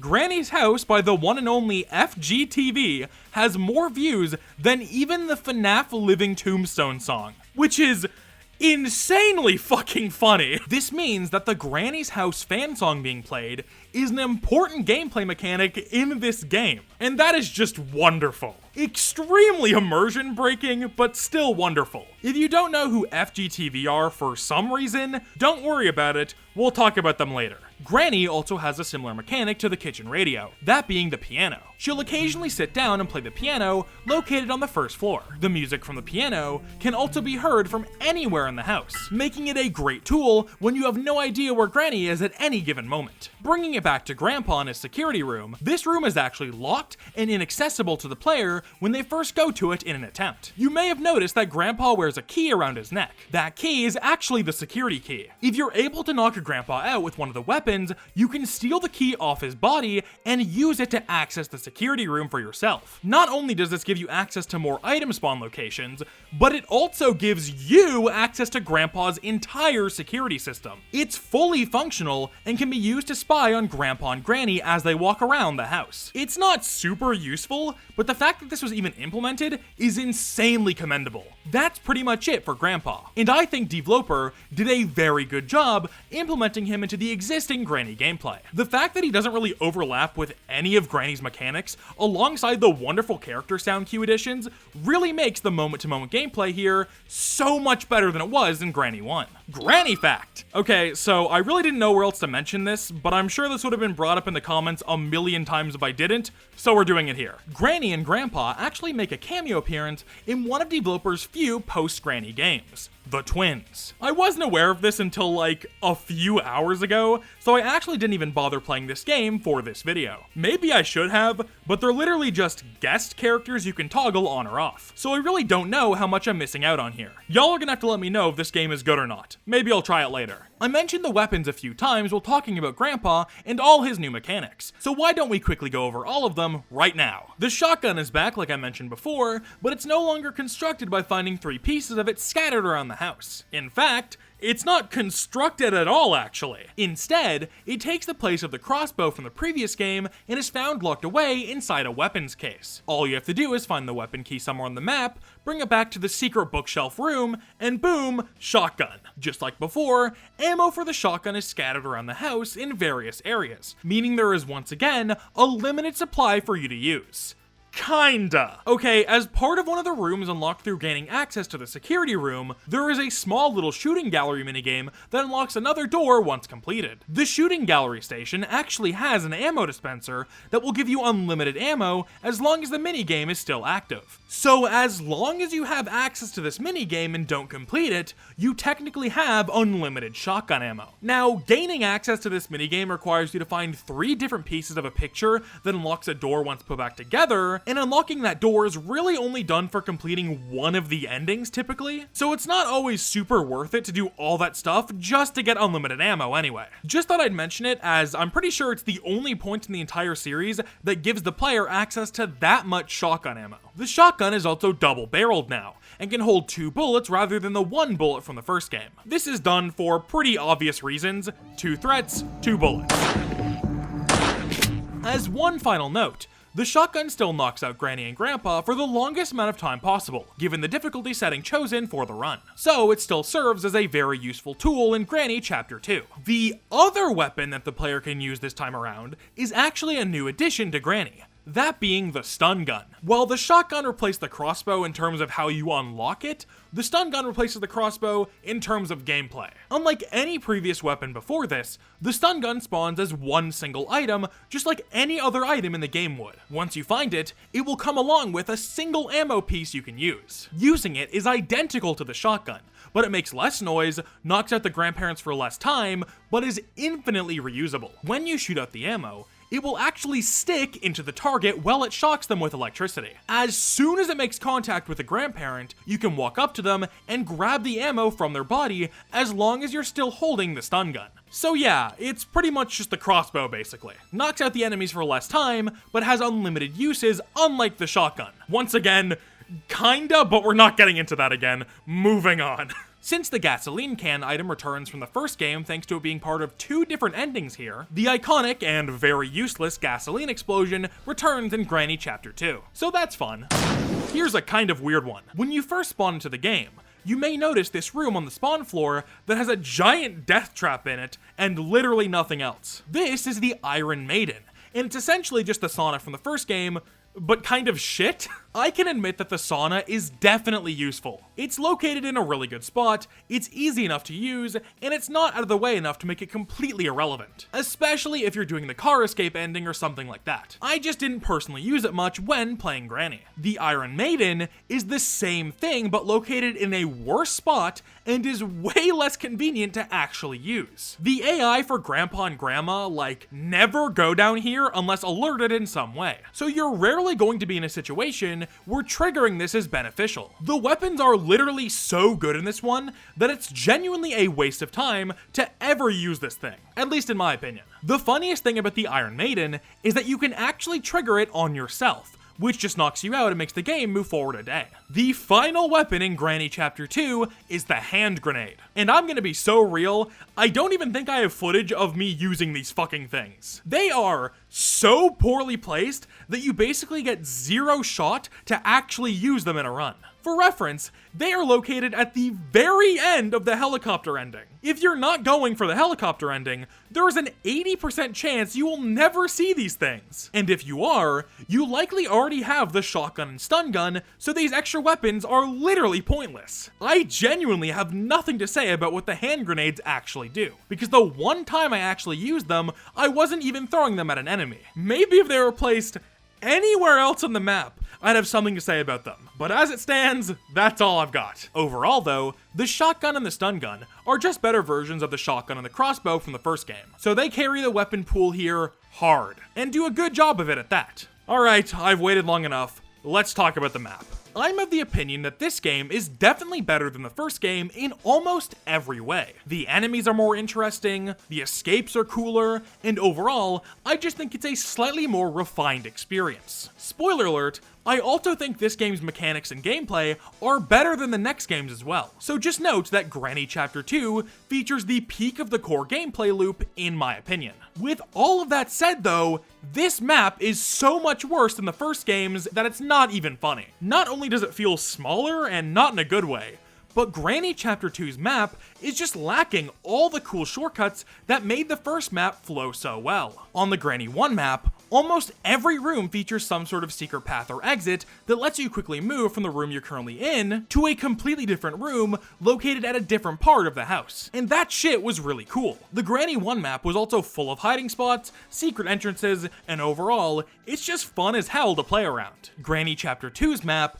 really lacks this flow between the areas of the house, and it suffers greatly because of it. Most of the shortcuts just end up being really lackluster and don't bring you far enough away to actually be useful. There are a few kind of decent shortcuts, such as being able to unlock the master bedroom door from the inside for later use, but most of them are very boring and don't have that same oomph as the first games. I think the lack of any real outside section here really hurts this map a lot as well, since multiple of the cool shortcuts from the first game, like the dirt tunnel into the basement and the hatch down to the sewer, are located outside the house. There technically is an outside area, but it is very small compared to the first games, and it's kind of hard to tell it's even outside. Like, maybe I'm just stupid, but I didn't even notice until I read on the wiki page that you can see the top of the house where the helicopter ending takes place from this area. Speaking of this outside area, there's actually something we need to talk about here. But let me wrap up my little rant about the map first. My final point is that too many of the rooms in this game feel too samey. This is also a problem in the next game, unfortunately, and arguably it's worse there too, but I just felt like the room variety and memorability in the first games was much better. Alright, that's it. Let's talk about that outside area for real now. This part of the map is home to a familiar face from earlier in the video. Looks like Grandpa and Granny were caught babysitting this weekend because Slendrina's child is here, and they're located in their own little area in this outside section of the map. Their only role in this game is to essentially be a repeat of the part in Granny 1 where you need to feed her pet spider in order to grab an item without getting bit. It's the exact same thing here, just with an actual character from this universe instead of a spider. Not super interesting or anything, however, similar to to the spider, you can actually kill Slendrina's child with any of the weapons if you please. Doing this will eliminate the need to feed them in order to grab the spawn item, but it will also put both Granny and Grandpa into rage mode if they're not knocked out when it happens. It's also definitely worth noting that killing Slendrina's child will also give you an Easter egg where a giant ghost Slendrina appears above her child's dead body and slowly moans for like a minute straight. Speaking of Slendrina's immediate family, her child isn't actually the only member of it that makes an appearance in Granny Chapter 2. There's part of the map where you need to shoot a red target in order to open up a jail cell. From there, you can use chain cutters to open up a locked box inside the cell that has an item spawn in it. However, that box doesn't just have an item spawn inside of it. It also has Slendrina's husband. Yup, that fucker just ragdolls out of there when you open the box, and it is very funny. I think he's dead? I don't, like, he's not sleeping, right? He's definitely dead. This character is definitely dead in the Granny universe, right? Whatever, I don't care about it. Slendrina doesn't really seem to give a shit either, so why should I? Well, we've pretty much gone through every single thing I wanted to talk about with Granny Chapter 2. There's only one way to end this. Let's quickly go over every single ending this game has to offer. The iconic front door escape ending returns here, and developer actually did a good job at making it feel different enough from the first games. There's a giant metal gate over the door that you need to move up using an item, there's an electric fence that you need to disable, hell, you even have to find the doorknob just to leave the damn place. None of the items for this ending are super annoying to find or anything, and I think it's a pretty reasonable and fair escape route. Good shit. Granny Chapter 2 also features extra locks on the front door for the two harder difficulty options, one of which being a set of bars that blocks the entire front entrance area of the map from both sides from being accessible. You have to find a special key in order to remove said bars, but while they're in play, they are a pain in the ass to work around. The boat escape ending is pretty much just the car escape ending from the last game, but this time it's on water. If you were curious what happens when you jump into the water in this game, an evil fucked up sea monster attacks you and sends you forward a day. I don't know why Granny and Grandpa just have this thing here, but you know what, they seem kinda chill, I guess. Anyway, boat. Unlike the car ending in the previous game, I think this one is a lot more balanced in relation to the front door ending. The items you need to find for it are reasonable, the area the boat is in is pretty much never visited by Granny or Grandpa unless they're triggered to go down there by something, and overall, just like the evil fucked up sea monster, it's pretty chill. My one gripe with the boat escape ending is that there's a chance for one of the parts needed to complete the ending to spawn at the end point of the helicopter ending hallway. Basically how that ending works is that you really don't need to bring that many items to the actual helicopter in order to get the ending. Most of that ending actually involves getting to the helicopter itself by bringing up a bunch of items to the top floor of the house, such as the 3 pieces of the painting I mentioned earlier. To have to do like 70% of the helicopter ending just to get one part for the boat ending is genuinely insane. Nothing for other endings should even be able to spawn there. It's just not fair. Speaking of the helicopter ending, that's something we have to talk about, so let's do that. Like I already said, most of this ending involves collecting items to get to the helicopter, which maybe sounds kinda hard, but just trust me, this ending is pretty easy, all things considered. The entire top floor area this ending takes place in is completely inaccessible by Granny and Grandpa, meaning if you're able to bring every item to the security room, you literally don't have to worry about either of the threats for the rest of the game. I don't really know how I feel about this, but I 100% understand why it was done. It's a very linear path to the helicopter, so it would probably be pretty annoying having 2 different threats constantly going up the ladder every time you made a noise or something. I feel like maybe this whole area or lead up to the helicopter could have been designed a little differently, but it's not that bad. Once you're actually at the helicopter and fix it up using the few items you do need in order to use it, this is easily one of the coolest escape endings in the entire series from a spectacle point of view. Flying away from the house while Granny and Grandpa watch is just cool as fuck. Granny fact! Part of the helicopter ending involves finding a helicopter instruction manual, which pretty much just teaches the player how to fly the damn thing. Unlike most items, this isn't a physical thing you need to bring to the helicopter in order to use it. You actually just need to interact with it a single time in order to learn the knowledge it provides. This is one of the few times in the series where you're able to technically keep another item in your inventory, although you obviously don't do anything with it outside of flying the helicopter at the very end. Now, the game will actually let you fly the helicopter without finding the helicopter manual first. However, It literally warns you that it's a bad idea if you try and do this. If you ignore the warning, you actually crash the helicopter into the top of the building because you don't know how to fly it. Doing this will make the helicopter ending inaccessible for the rest of your current run. And I just think the fact that was included at all is some 10 out of 10 shit. And that is Granny Chapter 2. I have a hard time choosing if I like the first game or this one better, since there are definitely pros and cons to each game that make that decision kind of hard. On a very surface level though, the changes to the enemies and how they interact with each other and the environment is really sick. There's still a few things I haven't touched on here, like the return of Blood EXE Nightmare Mode, the ability to toggle which threats are active on a given run, and even an option that lets you pick if the game's environments are dark or bright. But we've been here long enough, let's move on. We only have one more game left to talk about in the Granny series, so let's waste no more time and get right into it. Granny 3, released on June 3rd, 2021 for Android devices, is the final Granny game, and the final developer game in general, as of the time I'm making this video. Also, no, I have no fucking idea why this game isn't called Granny Chapter 3. It makes the games go out of order in the Steam library when you're looking at them, and it's really stupid. I have no idea what developer was thinking here. I don't know. Just like Granny Chapter 2, this game doesn't really stray too far away from the established gameplay formula from Granny 1. So we will once again mainly be focusing on the new additions and important changes. I actually don't have too much to say about this one, at least in comparison to the first two games, so we should be able to get through this fairly quickly. If you remember from super early in the video, when I was talking about all the Slendrina games, I mentioned that one of the games we were going to talk about later was the closest thing to a modern developer Slendrina game. If you couldn't guess, Granny 3 is that game. Slendrina has made small cameo appearances in the previous two games, but she's never actually had any sort of important role in the Granny series. That changes with this entry,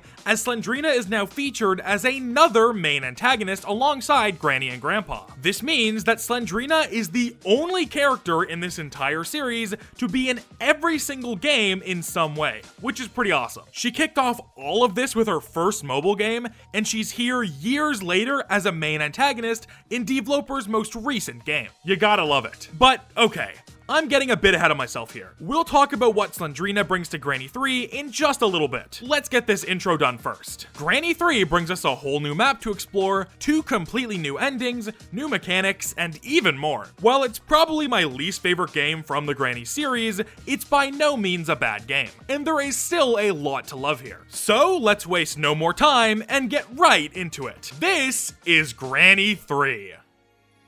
I want to start off this section of the video by going over some of the super obvious changes in this game compared to the previous entries. For starters, you may have noticed that I said 2 endings instead of the usual 3. While this does hurt the game a little bit in terms of the amount of content there is, I actually would not be surprised if this game was updated at some point to add a 3rd ending. Reminder that both Granny 1 and Granny Chapter 2 did not launch with all of their endings, and this is the newest game of the bunch. I think it's really only a matter of time until this game gets another big content update, but I guess we'll see. The other thing you've probably noticed just by looking at the footage of this game is that the graphics here actually look a little bit better than the previous games. While Granny Chapter 2 did literally nothing to try to improve the graphics seen in Granny 1, Granny 3 is very clearly using new lighting and models for a majority of the game. I think the funniest thing about this is that Granny and Grandpa pretty much look identical to how they did in Granny Chapter 2. So they kind of clash with the updated visuals just a little bit. It's not a huge deal though, and I actually think not touching those models at all was probably a good call. Sometimes things are just too iconic to mess with, I get it. I wouldn't be shocked if we got a Granny 4 at some point that looked even better than this game, but those Granny and Grandpa models will still probably be unchanged. Okay, now that that's out of the way, how about we get into the 3 different threats featured in Granny 3? The most important one to talk about here, of course, is none other than Slendrina. Developer decided to keep her inclusion very simple, which was probably a good call. I think it'd be a bit much having 3 whole-ass characters constantly walking around the house, and thankfully that's just not the case. Just like her very own games, Slendrina simply appears at random points and forces you to look at her face. All you need to do is quickly flick your camera away from her in order not to get knocked out by her. If you take too long to look away, you get knocked out and move forward a day. Like I said, simple shit. The amount of time you have to look away from Slendrina depends on your selected difficulty, but even on the super hard versions, she's really not that much of an actual actual threat. As long as your reaction time is at least decent, you'll probably never die because of Slendrina. The one thing I'll give Slendrina here is that she's probably the scariest thing in this entire series. The previous games don't really have any super scary moments, unless you hate spiders, but the sting noise that plays every time Slendrina suddenly shows up, mixed with the sudden camera jolt over to her location, makes me jump almost every time. You could argue this is just a cheap jump scare, and not actually anything scary, and you'd probably be right, but I don't know, man. Slendrina kept me on the edge of my seat every single time I played this game. Not because I ever thought I was going to die to her, but that initial jump scare is something else, man. Unlike the other two threats, weapons don't work on Slendrina at all. This makes a lot of sense considering A, her role in the game is pretty small, and B, she's like a fucking ghost thing. I don't think a shotgun is doing anything to her, I'm gonna be 100%. However, just because you can't shoot her, that doesn't mean you can't get rid of her during an attempt. I hope you missed them, because Teddy is back in Granny 3. Unlike last time, where picking them up and putting them in the crib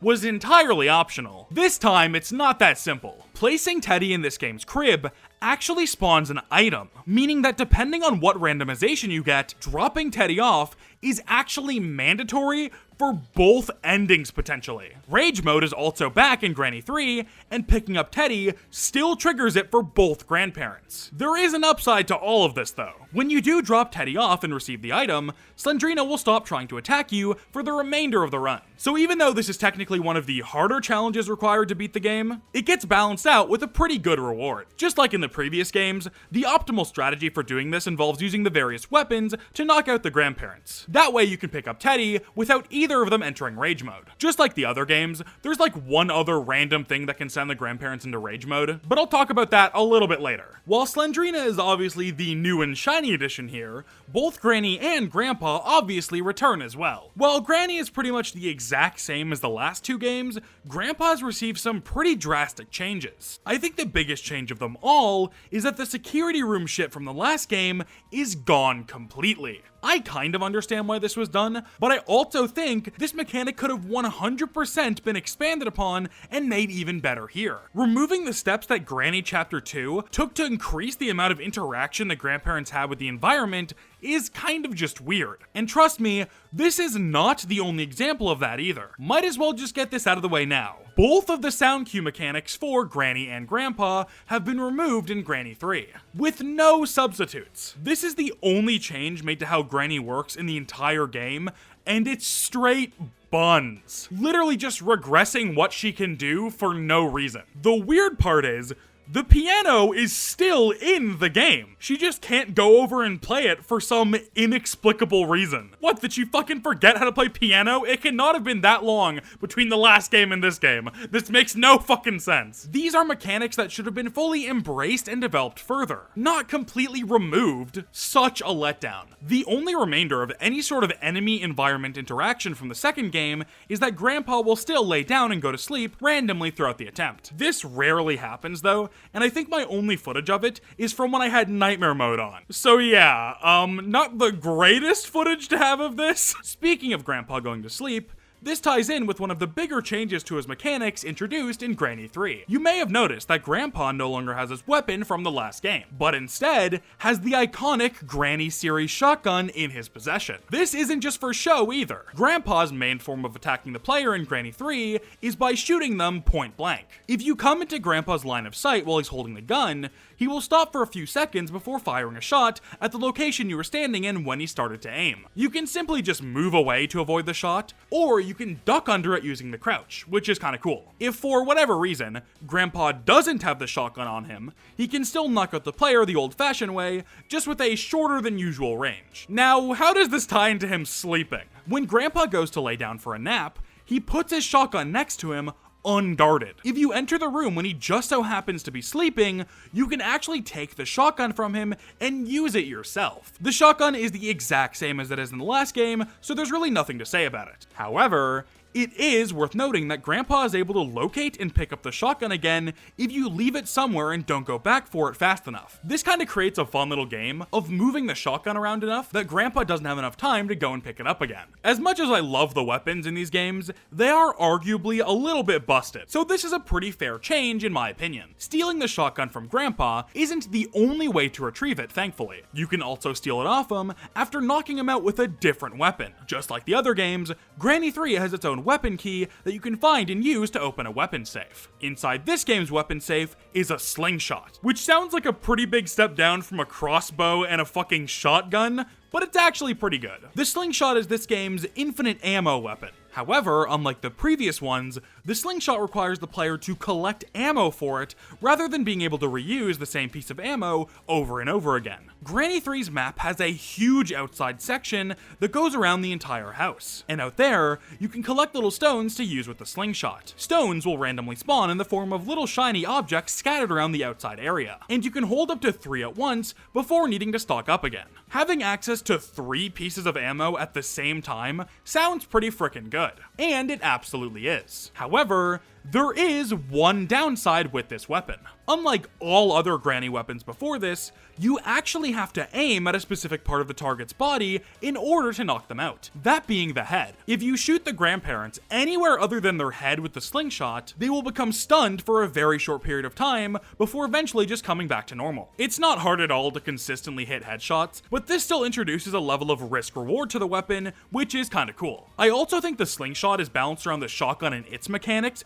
very well here. Unlike the previous games, both of these weapons will knock out the grandparents for the same amount of time depending on your current difficulty. There is no direct advantage when it comes to the knockout time between the weapons here. So, in theory, the slingshot should be infinitely better than the shotgun in this game. It has less shots, it's harder to get, and it has limited ammo. On the surface, the only advantage to using it seems to be that you don't have to hit headshots. However, all of this turns on its head when you remember that as long as you're not using the shotgun, that gives Grandpa the opportunity to pick it up for himself. By using the slingshot exclusively, you're risking Grandpa being harder to deal with in future encounters. Using the shotgun eliminates that risk, but also hinders you thanks to the limited ammo and fewer bullets. This entire system is planned out so well in Granny 3, and it's probably the best aspect of this entire game. The weapons are also used for a few extra things in this game that are required for accessing various item spawns. So overall, they're handled very well here.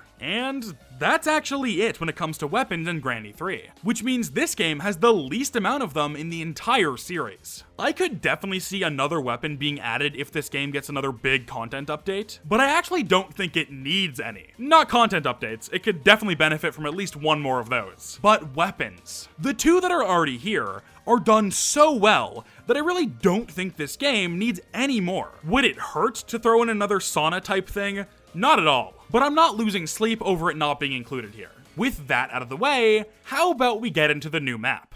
The best way to describe the Granny 3 map is big and bland. I think this is the largest map in the entire series, or at least it feels that way. Maybe the first game's map is bigger if you're laying everything out on paper? I'm not sure. But Granny 3's map absolutely feels a lot more expansive and less cramped, if that makes sense. I think it's because there's less underground kind of tight areas and a lot of upper ground outside in the house areas. Even though there's a lot of ground to physically cover here, the actual contents of the map are fairly lackluster. Thankfully though, the shortcuts are actually slightly better than they were in Granny Chapter 2, but there still aren't really a lot of them here. Granny 3 definitely takes a more quality than quantity approach to its shortcuts, so while I think the last game had more, they're definitely slightly better here. The only shortcuts I can think of that are even worth discussing are the small shortcut by the train in the basement and the food elevator. The basement shortcut is really just a good way to bait Granny with noise and then leave while she's distracted, so that's pretty good. It doesn't really take you anywhere though, it's really just confined to this little area. This shortcut also gets blocked up from one side on harder difficulties, making the game a little bit harder. The main shortcut on this map is the food elevator, which is this tiny ass elevator you can crawl into and use. It goes to 3 different rooms on 3 different levels of the house, and it's actually very good for moving around areas fast. However, you actually have to turn on the electricity to even get this thing to work. So the shortcut only functions when falling down for a good chunk of every run. While the food elevator is good for getting around the different floors without just walking up the stairs, it's also just kind of boring. I would 100% prefer a bunch of smaller shortcuts scattered around the map that connect multiple areas together, rather than just one single straight up or down shortcut that ends up getting overused. The fact there are no shortcuts that just bring you outside is also insane, by the way. That is like the most obvious idea when you have an outside area this big. The actual layout of the house is also super boring in Granny 3. The basement area is pretty cool. I like the kitchen a lot for being one of the few areas you can actually use to go outside, and the area at the very top of the house is actually quite unique. But everything else here is super forgettable or repetitive. I actually think a lot of these issues could be fixed if Granny 3 ends up getting a third ending added in a future update, because a lot of the areas in the other games that bring some good variety to the map were added after launch. This map could, in theory, even be better just a year from now, but I guess we'll just have to wait and see. Alright, I'm done talking about the map now. Let's move on. Similar to the pet spider and Slendrina's child from the other games, Granny 3 features its own little cast of smaller secondary characters or pets. This includes a crow that, when killed, will send the grandparents into rage mode, a random ass alligator that just chills out in the moat around the property, the return of the ghost rats on nightmare mode, and finally, the robot. Now, the robot is actually a super interesting addition to Granny 3 that directly ties into one of the endings. So why don't we talk about those right now? The train escape ending involves finding a bunch of objects that will help a train in the basement of the house get up and running again. Don't question why there's a fucking train in the basement. I don't know either. As long as you're not playing on the literal easiest difficulty option, turning on the electricity in the house is a requirement in order to beat both of the endings in this game. I actually like this a lot, as it makes sure there's always a handful of items that are always useful no matter what ending you're going for. The actual amount of items needed to complete these endings is lowered because of this as well. So overall, I think this was a very good change. However, because these endings are balanced around each other better and aren't super different from one another, I don't actually have much to say about either of them. Like, I know we're in the middle of talking about the train ending, but I can probably get the other ending out of the way in like 2 seconds here. The gate escape ending is Granny 3's stand-in for the typical front door escape. You find a bunch of objects to open a gate, and then you leave. That's it, ladies and gentlemen. It's a fine ending, don't get me wrong, but it is very simple. Okay, back to the train. The train ending is very similar to the gate ending. However, the way it starts is actually really interesting. The area where the train is located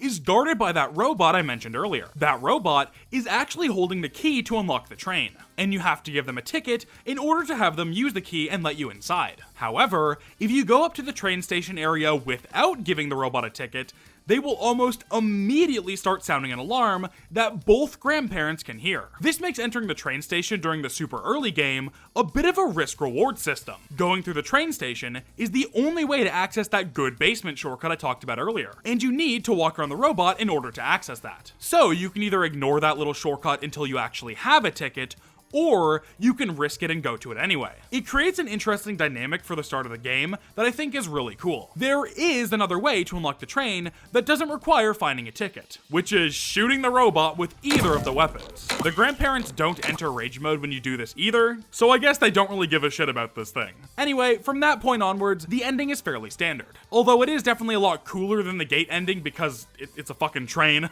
Well, we're pretty much done here. I can't help but think I'm forgetting something though. Almost like I forgot to do a certain segment while talking about this game.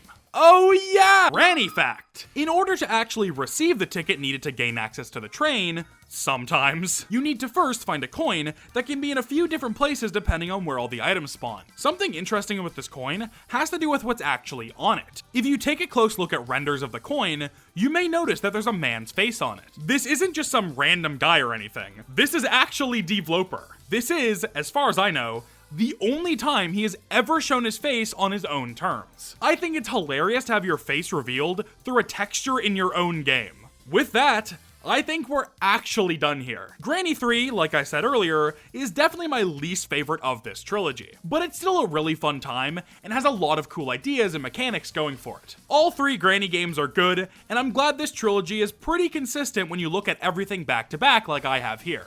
Well, I think there's really only one thing left to go over here. How about we take one final detour to wrap up this video? I promise, it's not about merch this time. It's time for the part of the video that everyone, yes, even you, has been waiting for. It's time to talk about FGTV. Considering this channel is responsible for the most popular piece of granny-related media ever made, it should be no surprise that we're ending off this video by talking about them. Is what I would say if I didn't trick you all. You really thought that the end of the granny video was just gonna be me talking about YouTube videos made for literal children for 20 minutes? It's not like FGTV Duddy's in the thumbnail or anything, nope. I shouldn't have commissioned this thumbnail 3 months in advance. Regardless, I did already talk about FGTV for like 2 seconds earlier in the video. I want to talk about something completely new to end this off. With that in mind, I actually have a topic idea for this last segment. How about we talk about a different content creator? How about Queso? If you're not familiar with him, Queso is currently one of the biggest Twitch streamers. He does these really chill, simple streams where he just plays games for a few hours, and he is very entertaining to watch. I don't really use Twitch all that much personally, however, I have gone out of my way to watch a few of his streams, and I really like the guy a lot. Queso mainly plays horror games, and to be more specific, indie horror games. This, of course, includes the entire Granny series. Queso has played these 3 games for hours on stream, and he is actually very good at them. Definitely better than me. He's like a real Granny fan too. Bro has played tons of Granny fan projects on streams, even as recently as a few weeks ago. When it comes to modern content creators, he is 100% the main Granny guy at this point. He also has a significantly older target audience than most of the channels covering Granny a few years ago, so I'm glad a wider variety of people are being exposed to this series. Okay, so at this point, you're probably wondering, where am I even going with this? Sure, he's a popular streamer that played the Granny games, but what's the point of this being an entire segment? Well, what if I told you that the reason this very video you're currently watching right now even exists is because of Queso. The idea of the Granny video has changed a few times over the course of 2024. When I originally said I was going to be making a Granny video, almost a year ago now, that video was going to actually be an analysis of Queso's Granny gameplay during a certain challenge he did on his streams. As the Granny video bit got bigger and bigger as the months went on, I knew it couldn't be that simple little Queso video anymore. So eventually it turned into this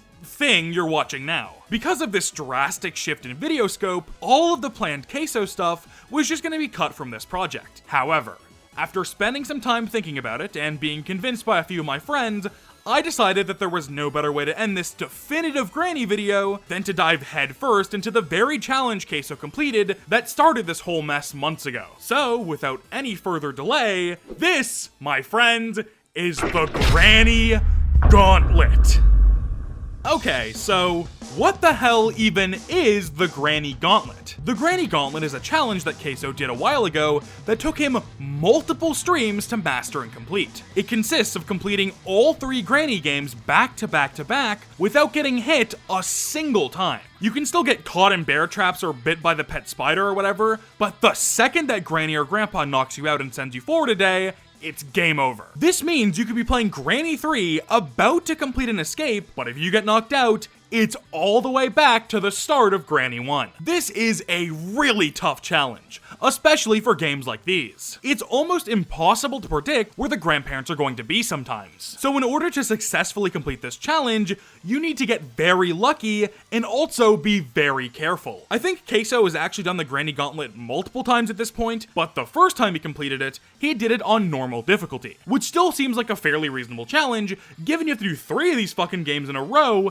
hitless. When I started playing Granny for this video months ago, I sucked complete ass. I had already thought about maybe completing the Gauntlet for myself, but I was just too bad at these games to ever consider that a possibility. However, after months of on and off playing, I got to a point where completing the Granny Gauntlet actually became potentially reasonable. I didn't want to waste too much time trying to beat it though. As cool as it would be to conquer the Gauntlet for myself, getting this video out as fast as possible was my #1 priority. So, I decided to give myself a challenge. I gave myself 24 hours to beat the Granny Gauntlet. If I beat it within those 24 hours, great. That makes an awesome end to an awesome video. If I don't beat the Gauntlet within 24 hours, I would still do this entire segment, but it would just end on a very depressing note. And we can't have that happening, so it's about time I locked the fuck in. Queso, bless his heart, beat the gauntlet the old-fashioned way, dropping into the map,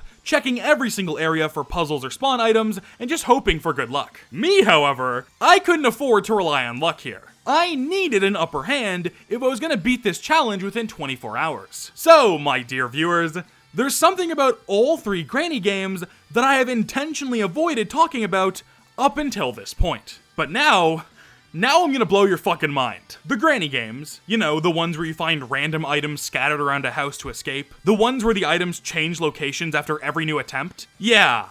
So, about that, none of these games have any randomization. I am not fucking kidding. Every single time I mentioned something being random or a spawn being RNG or whatever, all of that was a lie. The Granny games actually work on a stupid simple system for how item spawns work. It is so simple that as long as you know the location of one single item on your current run, you can immediately find out where 98% of all the other items are exactly. There are a few exceptions to this, hence the 98%, but every item needed for an escape ending specifically is possible to find using this method. Okay, so what the hell is this all about then? Granny does not use RNG for its item spawns, but instead uses presets. The first 2 games have 5 presets each, and the third game has an extra preset, bringing the total up to 6. These presets determine where each and every key item is going to spawn on the map. So as long as you know the location of one of them, you can indeed figure out what preset you're on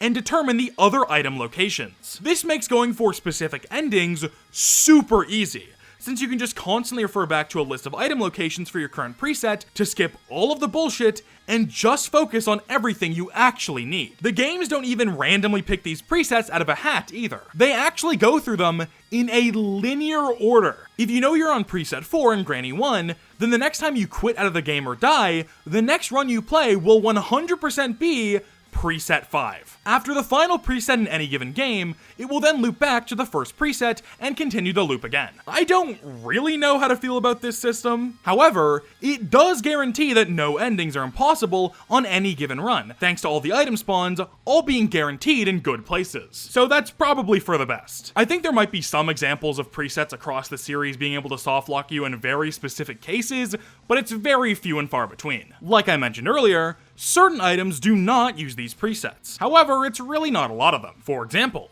if you remember the 3 pieces of the photo you can find and put back together for an extra day in the first game, those pieces are actually not tied to the presets. Instead, they have their own presets for some fucking reason, so as long as you find one of the pieces, you can still find the other 2. There's also another item that doesn't fall under the presets to determine its location on any given run, which is the bomb chest puzzle note thing. Okay, so basically there's a puzzle in Granny 1 where you need to open the correct chest out of 2 possible options, 1 or 2. One of the chests will have an item spawn in it, and the other will fucking kill you. You can just guess this if you want to gamble a little, but you can also just find a note in one of a few places scattered around the house that will tell you which one of the 2 chests is the correct one. This note is one of the very few items in the game you cannot figure out the location of based on any presets or any other clues. You simply just have to find it. This will kind of come up again later, so keep that in the back of your head. So, with limited time and limited practice, I knew if I was going to have any shot at beating the Gauntlet myself, I was going to need to use the presets to my advantage. Thankfully, the Granny wikis for all 3 games have full lists of every single preset and what items spawn where, so I was pretty much all set to go. There was just one more thing I had to do before I actually started Gauntlet attempts: picking a Granny 1 preset. Because Granny 1 takes place at the very beginning of the challenge, I thought it was fair game to reset that game over and over again so I could play on the same preset at the start of every single Gauntlet run. Doing this for the other games was 100% off the table in my opinion, since once I've actually started the challenge, I don't think it's fair to reset in the middle of it just to get a better preset. But for that first game, being able to choose a preset and get really good at beating it fast would mean less time spent on Granny 1, and more time spent on the games I had both less advantages and practice in. I ended up settling on preset number 5 for the first game, and my escape route of choice was the front door. This preset not only made it very easy to grab a majority of the items needed for the front door super fast, but it also gave me almost instant access to the weapon key and the crossbow. Since building the shotgun would take way too much time, this was the best option. The one major flaw with this preset was that I would need to unlock and go inside the spider cellar one time in order to grab a single item spawn. Can you guess where that one item spawn I need is? That's right, the fucking exploding chests! So obviously, there was a little bit of a gamble there, but I was willing to take the risk and use preset number 5 anyway. Who knows? Maybe I'd just get lucky and find the note every single run by accident anyway. Probably not, but you know, I can dream. With a preset chosen, a goal in mind, and a limited time to do it all, I had to get started on the Granny Gauntlet. So, I started the 24-hour timer and got to work. On my first ever real attempt, this happened. Oh my god, dude, are you fucking serious? Wait, that's actually so embarrassing. So it was safe to say, this was gonna take a while. My second attempt actually went a lot better. I was able to grab the melon from the exploding chest, get all the keys for the door, and escape the house. Beating the first game was the easy part, however. Granny Chapter 2 was gonna be the real make or break of any given run. I was pretty confident I could beat Granny 3 without getting hit on my first attempt. That game isn't very hard on normal difficulty. However, Granny Chapter 2 is pretty easily the hardest game out of any of the 3. A more cramped map and 2 different threats to deal with is a recipe for disaster. Thankfully, I was almost immediately able to identify that I was on preset number 2, which is one of the best presets in the entire game. In Granny Chapter 2, a run really lives or dies by how fast you can get either the shotgun or the stun gun. The stun gun is definitely the better of the two for this type of challenge because of the unlimited ammo aspect of it, and preset number 2 gives you easy access to the stun gun almost immediately, and in a pretty safe spot to boot. If I was gonna have a good shot at beating this challenge early, this was it. If I fucked this up, I would have to go through multiple other attempts before I'd be back on preset number 2 in Granny Chapter 2. I couldn't mess this up. I safely made my way up the stairs after being chased back down them, and quickly made my way over to the outside area entrance. Unfortunately, Granny was right in front of the door as I peeked around the corner to try and enter the room. So I had to run all the way around the bottom floor in order to get to that outside area. With Granny chasing after me, I was able to loop around and successfully get into the outside area and make my way into the small underground section where the stun gun spawns. Not only would I have a way to knock out the grandparents almost immediately, but I was also completely safe from them down in this small underground section, meaning I really had nothing to even worry about at this point. With the stun gun in hand, I was able to bait Granny over to the underground area and shoot her, knocking her out for about a minute. If you remember from earlier in the video, I mentioned that Grandpa will rush over to Granny's limp body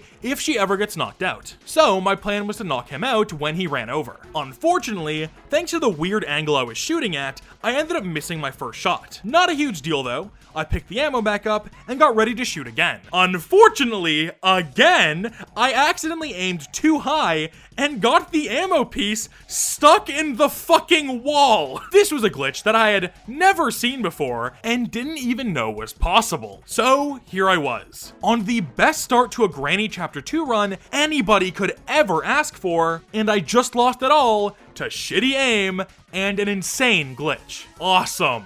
As bullshit as this was, I had to stick to my word and not reset in the middle of an attempt. I decided to try my very best to play out the rest of the run, but that didn't go so well. You know what, fair enough. That was a dead run anyway. I completely thought of it. I was officially back at square one. It was still early though. I wasn't even an hour in yet. I still had plenty more time to get this done. Third attempt. Another successful Granny 1 run, followed by an embarrassing Granny Chapter 2 lost, thanks to Grandpa surprising me while he walked up the basement stairs. Safe to say, I was crushing it on Granny 1, but my lack of practice on the other 2 games was definitely starting to catch up to me. The 4th attempt didn't go all that much better, with me dying thanks to the exploding chests. To be honest, I was just guessing it was 2 every time up until this point, and that had actually been working out for me. But you can only flip heads so many times before it will eventually be tails. So this was probably a long time coming. Things were looking really dire at this point. How could I expect to beat this challenge if I was already starting to fumble on the one game I had an advantage on? Whatever, it's time for attempt number 5. Granny 1 went smooth as butter, a nice pick-me-up after that last attempt. Obviously, that isn't super impressive or anything, because what happens in the next 2 games is what really counts here. I ended up getting preset number 4 for this Granny Chapter 2 run, which is not amazing, but it's also not the worst. The stun gun isn't in a super hard to reach place either, that being in an unlocked cabinet upstairs. But it definitely took a lot of patience and good luck to safely get there without being knocked out. After a pretty intense run-in with both grandparents in the master bedroom, I was able to grab the stun gun and make some serious progress on the door escape ending, my ending of choice for this attempt. I really didn't know what the easiest ending would be for each preset, so I pretty much just winged it and hoped for the best. And I can't believe I'm even saying this, but from that point forward, the rest of this Chapter 2 run was smooth sailing. By just constantly knocking out the grandparents over and over again, and not losing my stun gun ammo to a wall, I was able to slowly but surely collect all the pieces required to unlock the front door with ease. With that, I was at the final game in the Granny Gauntlet, Granny 3. And once again, I can't believe I'm also saying this,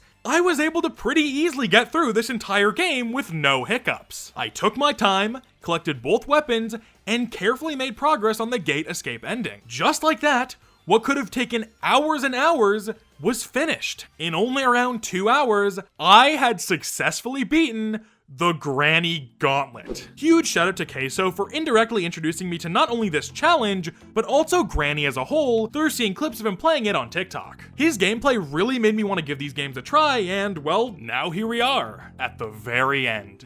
I seriously can't believe we've made it, but it's time to wrap this up.